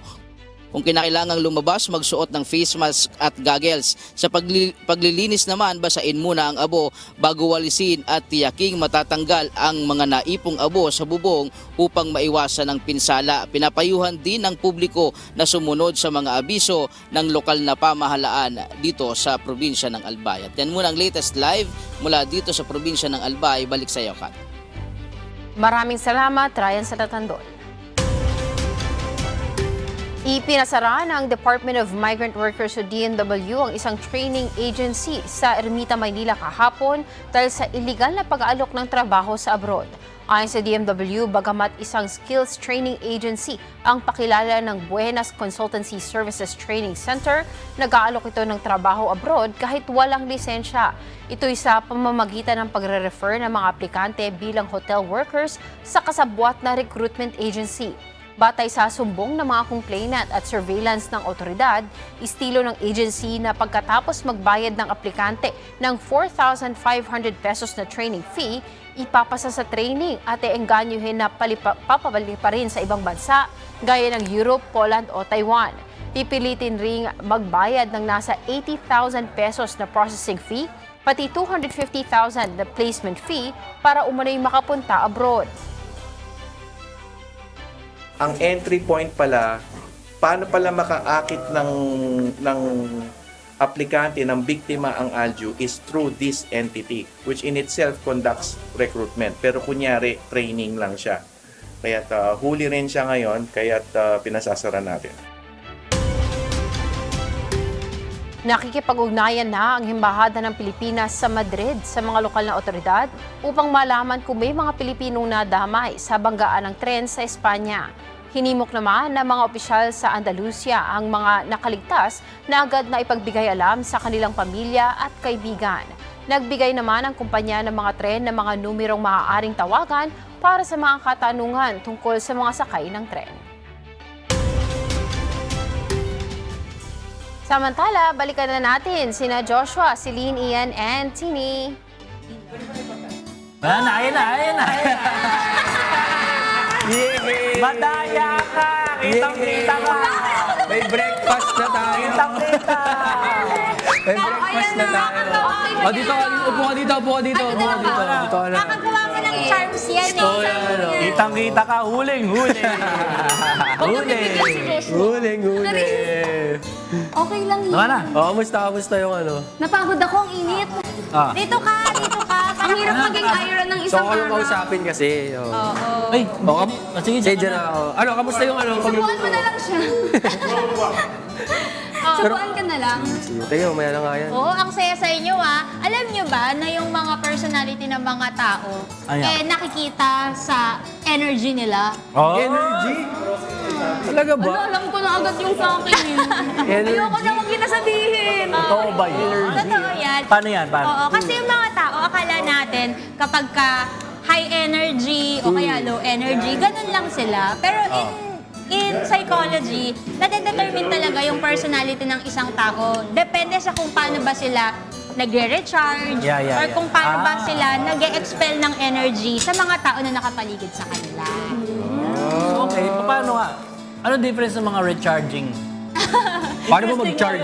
Siguro Kasi usually, ginajudge natin sila kung ano yung pinapakita lang nila. Pero hindi natin alam kung ano pala ginagawa pag nagre-recharge naman. Siguro pinakamaganda para ma-introduce natin paano ba yung nalalaman. Kapag ka nalaman natin, ano yung mga personality traits na meron sila. Meron kasi tayo tinatawag na introvert, extrovert, ambivert, at saka outrovert. Ito, outrovert. Mga personality traits sila na inilalagay natin as label para sa mga tao para mas ma-determine natin ano bang klaseng tao sila sa araw-araw. Okay. So, pag sinabi natin na introvert, sila yung mga tao na nakaka-feel sila ng energy kapag ka mag-isa sila. So, when they are alone, yan, ganyan, no? Kapag ka meron silang alone time, doon nabuboost yung energy nila. Imagine nyo na para silang mga cellphone, na kapag ka na-lowbat sila, kailangan mo silang i-charge mag-isa, iwan mo muna sila doon. Tapos, mag-fill yung battery nila to 100%. Okay. Pero, kapag naman gumamit ka ng mga powerful application, nagnunood-dood ka ng mga video, o kaya gumamit ka ng mga games, ganyan, nakikipag-chat ka, ang tendency yung battery na uubos. Ganon din yung mga introvert, no? So, kapag introvert ka, the more na nakikipag-socialize ka, the more na nauubos yung battery mo. Yung introvert lang may social battery na sinasabi. Yes, oo. So parang humihina yung energy nila kapag parang nagagasta yung energy kapag nakikipag-socialize sila sa mga tao. Introvert yun. Introvert yun. Introvert. So, analyze niyo yung mga sarili niyo kung saan kayong personality. Okay. Introvert? Wow, ikaw? Introvert ako! Wow. Susunod! Ikaw? Pero, Atini, baka dito ka nakasali. Yung isa naman kasi, tinatawag natin na extrovert. Extrovert. Yung extrovert naman, sila, para naman sila mga solar panel. Ayun. Solar panel. Solar panel. Bakit? Na kapag ka naaarawan sila, ganyan, nakaka-receive sila ng energy. Nahufull yung battery nila. Pero kapag walang araw, walang liwanag, nalulungkot, nalulowbat sila, ganyan. Walang energy. Ganun yung mga extrovert. Nakakahanap sila or nafe-feel yung battery nila kapag ka marami silang kausap na mga tao, kapag ka nakikipag-socialize sila, ganon. Kumpara sa mag-isa sila, hindi nila masyadong kaya. Mas gusto nila talaga is yung merong socialization around them. Dami natin inapaliwanag. Gusto mo kumain ka muna, ako muna magpapaliwanag. Sige lang, kain lang kayo dyan. Tapos na yung pagkain hindi pa siya nakakakain. Oo. Pero bukod doon, meron naman yung tinatawag naman natin na ambivert. So kung hindi ka makapag-decide kung introvert ka or extrovert ka, baka mamaya nandun ka sa ambivert na level. Imagine nyo kasi para siyang spectrum. Okay. So parang ruler, merong dalawang pole. Ito yung sobrang babak ng energy kapag ka nakikipag-socialize. Introvert. Kapag sobrang taas ng energy mo, pag nakikipag-socialize Ito na lang para extrovert. madali. Oo. Introvert, extrovert. Magkabilang dulo. Tama na sakit na. Marunong ka pa sa manalo. Tama. Tapos, Ano lang naman to? tama, ruler tayo. Ruler. Oo. Yung nasa gitna naman. Nasa gitna? Ayan. Feeling ko ikaw yun. Ayan. Oo nga, no? So sila naman yung mga ambivert. So yung mga ambivert, merong mga araw, kaya nilang makipag-socialize. Meron namang mga araw, ayaw nila kasi wala silang energy to do it. Ikaw yan. Sila yung nasa gitna. Diba? Kaya nasasabihan to ng suplado eh. Ambivert, baka nga ambivert. Kaya nga. Ngayon, nasa gitna lang ako ng introvert at ng extrovert. Oo, sila yun. Ambivert lang pala. Meron naman. So, paano siya nagre-recharge din? So, depende rin? Depende sa talaga? kailangan mo during that time. Pwede ba kunyari magre-recharge ka, nakipag-socialize ka, ma-recharge ka, tapos ma-recharge ka rin kapag alone time mo? Ambivert. Yes. Ang galing. Ambivert. Depende sa kung ano yung kailangan mo on that situation. Oo nga, Yes. best of both. At saka sinasabi ng mga psychologists, ang mga ambiverts daw, they're very good salesperson. Oy, alam niyo ba? Benta mo sa akin. Sige nga. Bentahan mo nga. Ang mga introverts, they're very good at listening, less at talking. Ang mga extrovert, they're very good at talking, less with listening. Pero kapag ambivert ka, nasa gitna ka, which is very good when it comes to being a salesperson. Kasi marunong ka makinig ng concerns ng mga customer, marunong ka rin magbida ng mga products. At hindi lang yan. Kapag kinuha nyo na to, may kasama. Pag kinuha nyo na ang tote bag na to, mga kasambahay, may kasama to, ballpen. Ambivert ka nga. Confirm. Ambivert. Mura-mura. Pag tumawag kayo ngayon na, makukuha nyo lang to sa presyong Ini po, break time. Magre-recharge muna to. Magre-recharge. Ayan. Habang nagre-recharge ka, meron pang isa. Tinatawag naman yun na introvert. Introvert. Yung introvert actually, wala siya dun sa spectrum ng introvert, extrovert, tsaka ambivert. Nakahiwalay siya. Kasi hindi siya uri ng personality type na makikita mo, or personality trait na makikita mo yung energy ng isang tao. It's more of your connection. Sila, yung mga tao, kapag introvert ka, marunong kang makipag-socialize, pero you still feel like you don't belong in that group. So, ang palatandaan dito, pag sinabi nating introvert, is yung feeling of belongingness. Okay. May mga tao kasi na kahit, for example, nasa isang company ako, no? Kabilang ako, empleyado ako dito. Pero kahit nasa loob ako ng company, kabilang ako dito, naniniwala ako sa mga beliefs na meron sila, pero I still don't feel belong on that group. Ganon. Mas gusto nila yung mga one-on-one connection with other people. Ganon sila. Hindi naman sila yung parang malungkutin, yung parang sad boy, sad girl. Hindi naman sila gano'n. Hindi naman sila. Hindi naman sila ganon, no? Pero hindi nila maramdaman yung connection sa ibang tao. Oo. Ganon sila. Sa isang tao lang. Yes, isa-isa lang. So, very different talaga yung introvert dun sa tatlo na yun. Pero yung mga ganitong personality, nakaka-apekto ba yan sa mga connection sa tao? May ano ba yan? Ano ba yung Oo mga naman. Oo, kasi like for example, introvert ka, tapos inaya ka sa party. Eh ikaw, di ba, ayaw mo masyadong nakikipag-socialize, hindi ka masyadong mahilig doon. Kasi part yun ng pagkatao mo eh. Baka isipin, napaka-KJ mo naman. O kaya, bakit di ka makisali dito? Alam niyo, may friend ako na gano'n. Yung daddy niya kasi, politiko. Tapos yung anak niya, yung friend ko, ay very introvert siya. Tapos lagi siyang pinapagalitan ng daddy niya na, ano ka ba, makihalibilo ka naman sa mga tao, ito yung trabaho ko, it's all about people, ganyan. Tapos ikaw, nandiyan ka lang, lagi ka lang nakakulong sa kwarto. Hindi natin pwedeng pilitin yun. Kasi part yun ng personality niya eh. Yun yung nagpapaging siya bilang siya, diba? So parang kung pipilitin, mahihirapan tayo. Tama. Kaya ano rin, kumbaga, Pag extrovert naman, hayaan lang din natin siya maging energetic, gano'n. Oo. Hala! let them be, Kaya let diba, them. hinahayaan ka lang namin na maging energetic. Kasi meron naman, napipil naman minsan ng extrovert na parang, ay, ayaw nila sa akin kasi sobrang dami kong energy. Parang baka ayaw na nila akong kasama. Kasi nga sobrang ligalig ko, yung parang gano'n. Oo. Huwag kayong gano'n ha, masasaktan ako. Kasi ang dami ko talagang energy. Oo, hindi naman, siguro. Makakahanap ka rin ng grupo mo na na Okay gusto. lang. Pero ako as an introvert, halimbawa may group of friends ako, gusto ko dun sa group of friend ko, merong isang extrovert.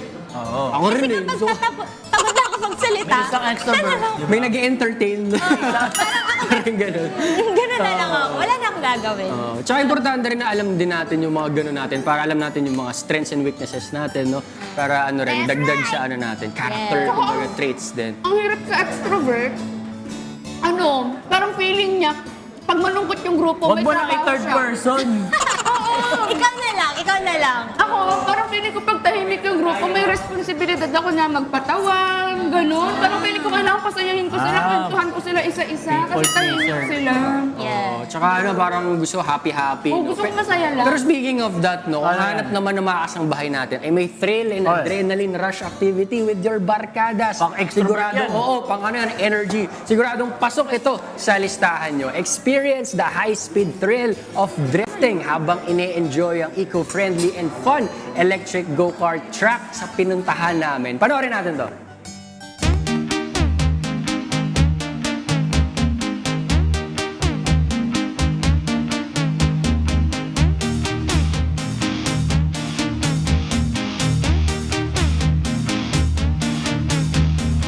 What's up guys? Nandito kami ngayon sa Nitro Drift. Dito yan sa 3rd floor ng V-Mall sa San Juan, Green Hills. At ito na nga kasama kong mga barkada ko dito.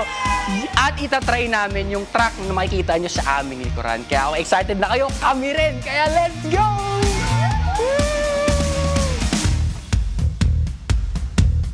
Siyempre, lilibre ko kayo.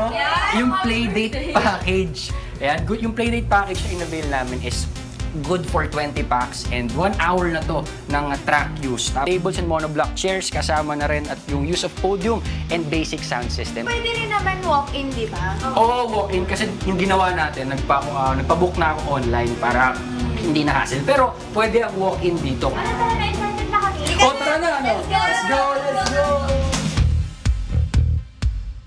After namin sa orientation, binigyan kami ng hairnet. Tsaka pinapili na kami ng helmet dito na gagamitin namin for this track. Brum brum brum brum brum brum brum brum brum. Siya po yung i-press na I-press lang natin itong nasa harap dito sa right side for right foot kapag gusto natin mag-forward. Tapos pag magre-reverse naman tayo, double tap lang natin itong part na to, tapos magre-reverse na. So yun lang yung mga instructions. Tsaka kailangan rin pala naka-seatbelts tayo and meron tayong handbrake dito sa bandang right side nitong e-go-karts natin. Yeah. Let's go! Woo-hoo-hoo!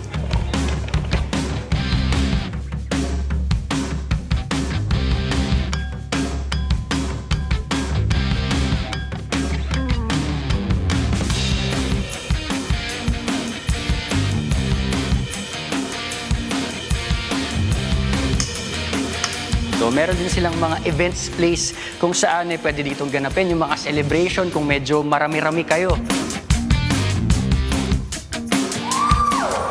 Galing naman ni Broski!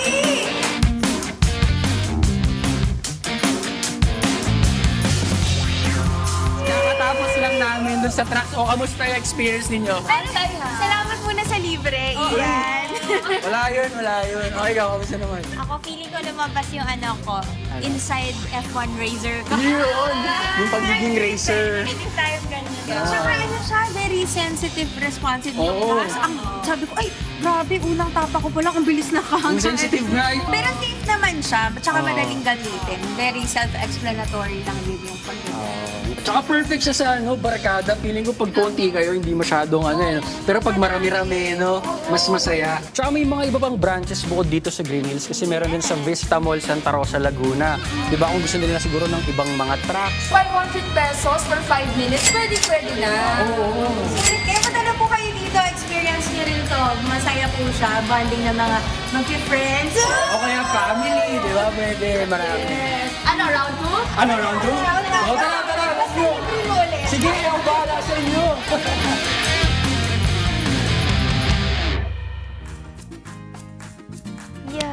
Ang saya. Wow! Ang bilis ng biyahe nyo. Masyado kayong baka reckless ng mag-drive dito, no? Pero may friend ako, nabangga siya dun sa mga Ba't sa may sa gulong? mga gulong. Di ba, Ian? Oo. Sino kaya? Sino ba yun?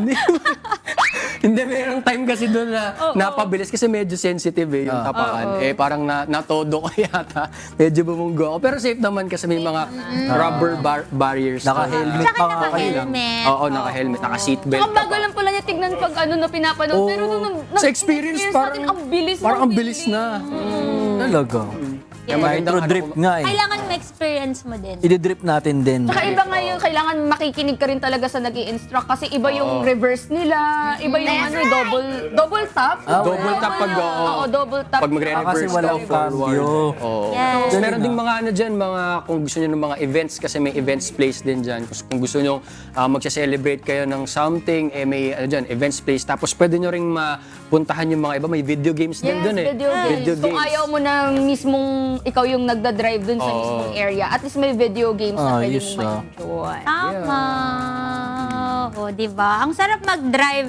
Kung gusto nyo matuto mag-drive, tapos nagpa-practice pa lang kayo, pwedeng pag-practicean to. Pero wag nyo ibabangga in real life. Sayang kasi Joshua hindi nakapunta kasi siya yung may experience sa racing. Kaya nga eh. Conflict lang talaga ang schedule. Kayo yun eh. Balik tayo doon. Siyempre.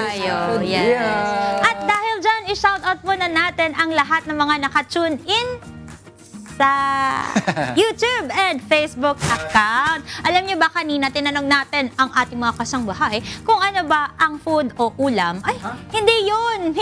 Yung kinain namin kanina, tosino. Pero ngayon, ano ba yung gusto nilang regalo? Handmade ba or gusto ba nila ay ready-made? At ito ang kanilang mga naging sagot. Ba't kasi tayo nagpunta sa ulam? Gusto nila pagkain ng regalo? Pagkain. Ito, sagot ni Robbie Rose Calagos. I would like a gift that comes from the heart.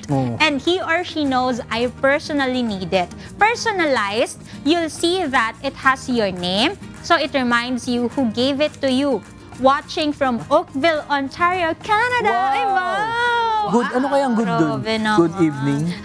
Ito naman ang Hi, Miss komento ni Robbie. Jane Flores. For me, mas okay na personalized kasi exclusive lang siya para sa taong gusto kong bigyan ng gift. So far, nakakaaliw kong booth ng Crafty Pop Manila. Ang daming cute stuff! Ay, ang galing naman. Meron na kagad isang customer. Ang sabi naman ni Rin, iba talaga kapag personalized kasi ako mismo mag-iisip ng design tsaka sa tingin ko mas memorable. Tama. At shoutout din po sa ating mga viewers na masugid mag-comment sa ating Facebook Live. Nandyan po si Adelina Rodrigo, Melvin Mirandilla, Fatima Tumlos, Vida Miranya, Joel Dolfo, at Marlon Santos. Good morning po sa inyo and keep watching. Good morning, Kuya. Good morning! And dahil dyan, bumati na tayo for our greetings. Good morning lang po sa Miranda Search and Family, kay Sam, kay Go, and kay Tala. Good morning! Good morning. And thank you, Dr. Jose Enrico Mendoza of J Dental Clinic. They provide cosmetic, orthodontics, and general dentistry. Sa mga interesado po, you can visit them at their Facebook page or Instagram or visit their clinic at 161 Unit 1, 3rd floor, Bansalangan Street, Veterans Village, Quezon City. Contact them at 017-312-5742. Yan, kay Ira, good morning. Kay Ira, nag-enjoy siya. Nasa Japan ba rin ba siya? Enjoy ka Congrats sa iyo, Ira. And we would also like to thank Lendasan Gas Corporation, your partner for all industrial and special gases needs. Their other products include regulators, welding and cutting outfit. Meron din po silang centralized supply manifold system and pipeline installation. For inquiries, please contact them at 8824-0867 and 8824-9360. Yes, thank you and good morning din po sa Martinez Dental Clinic. Sa mga nangangailangan lang po na malinis ang inyong ngipin, masakit ba yan? May namamaga ba dyan? Visit lang po sa Martinez Dental Clinic dyan po sa may Camas Street Gaman Medical Building, Barangay Dakila, Malolos, Bulacan. They also have another branch located at 3rd floor Arnish Building, Governor Padilla Street, Barangay Poblacion, Plaridel, Bulacan. Kontakin niyo lang po sila sa 044-813-9403 and 0969-051-8616. At maraming salamat kay Dr. K. Chris Martinez Rotap. At congratulations dahil siya ay parang naging honor sa kanyang bagong degree dyan sa pag-aaral ng mga ngipin-ngipin dyan. At kaya bumisita na po kayo dyan because we make your dream smile possible. And good morning sa aking moms. Hello, at thank you moms. din sa Craft Pop Manila. Ang Crafty. cute. Yeah. Crafty Pop MNL. You know. Yes! Again, maraming salamat po sa inyong pagsubaybay ngayong umaga. Magkita-kita po tayo ulit bukas, God willing, para sa isa na namang masaya at makabuluhang umaga dito sa Good Morning, Kuya! Ayun, oh! Wow!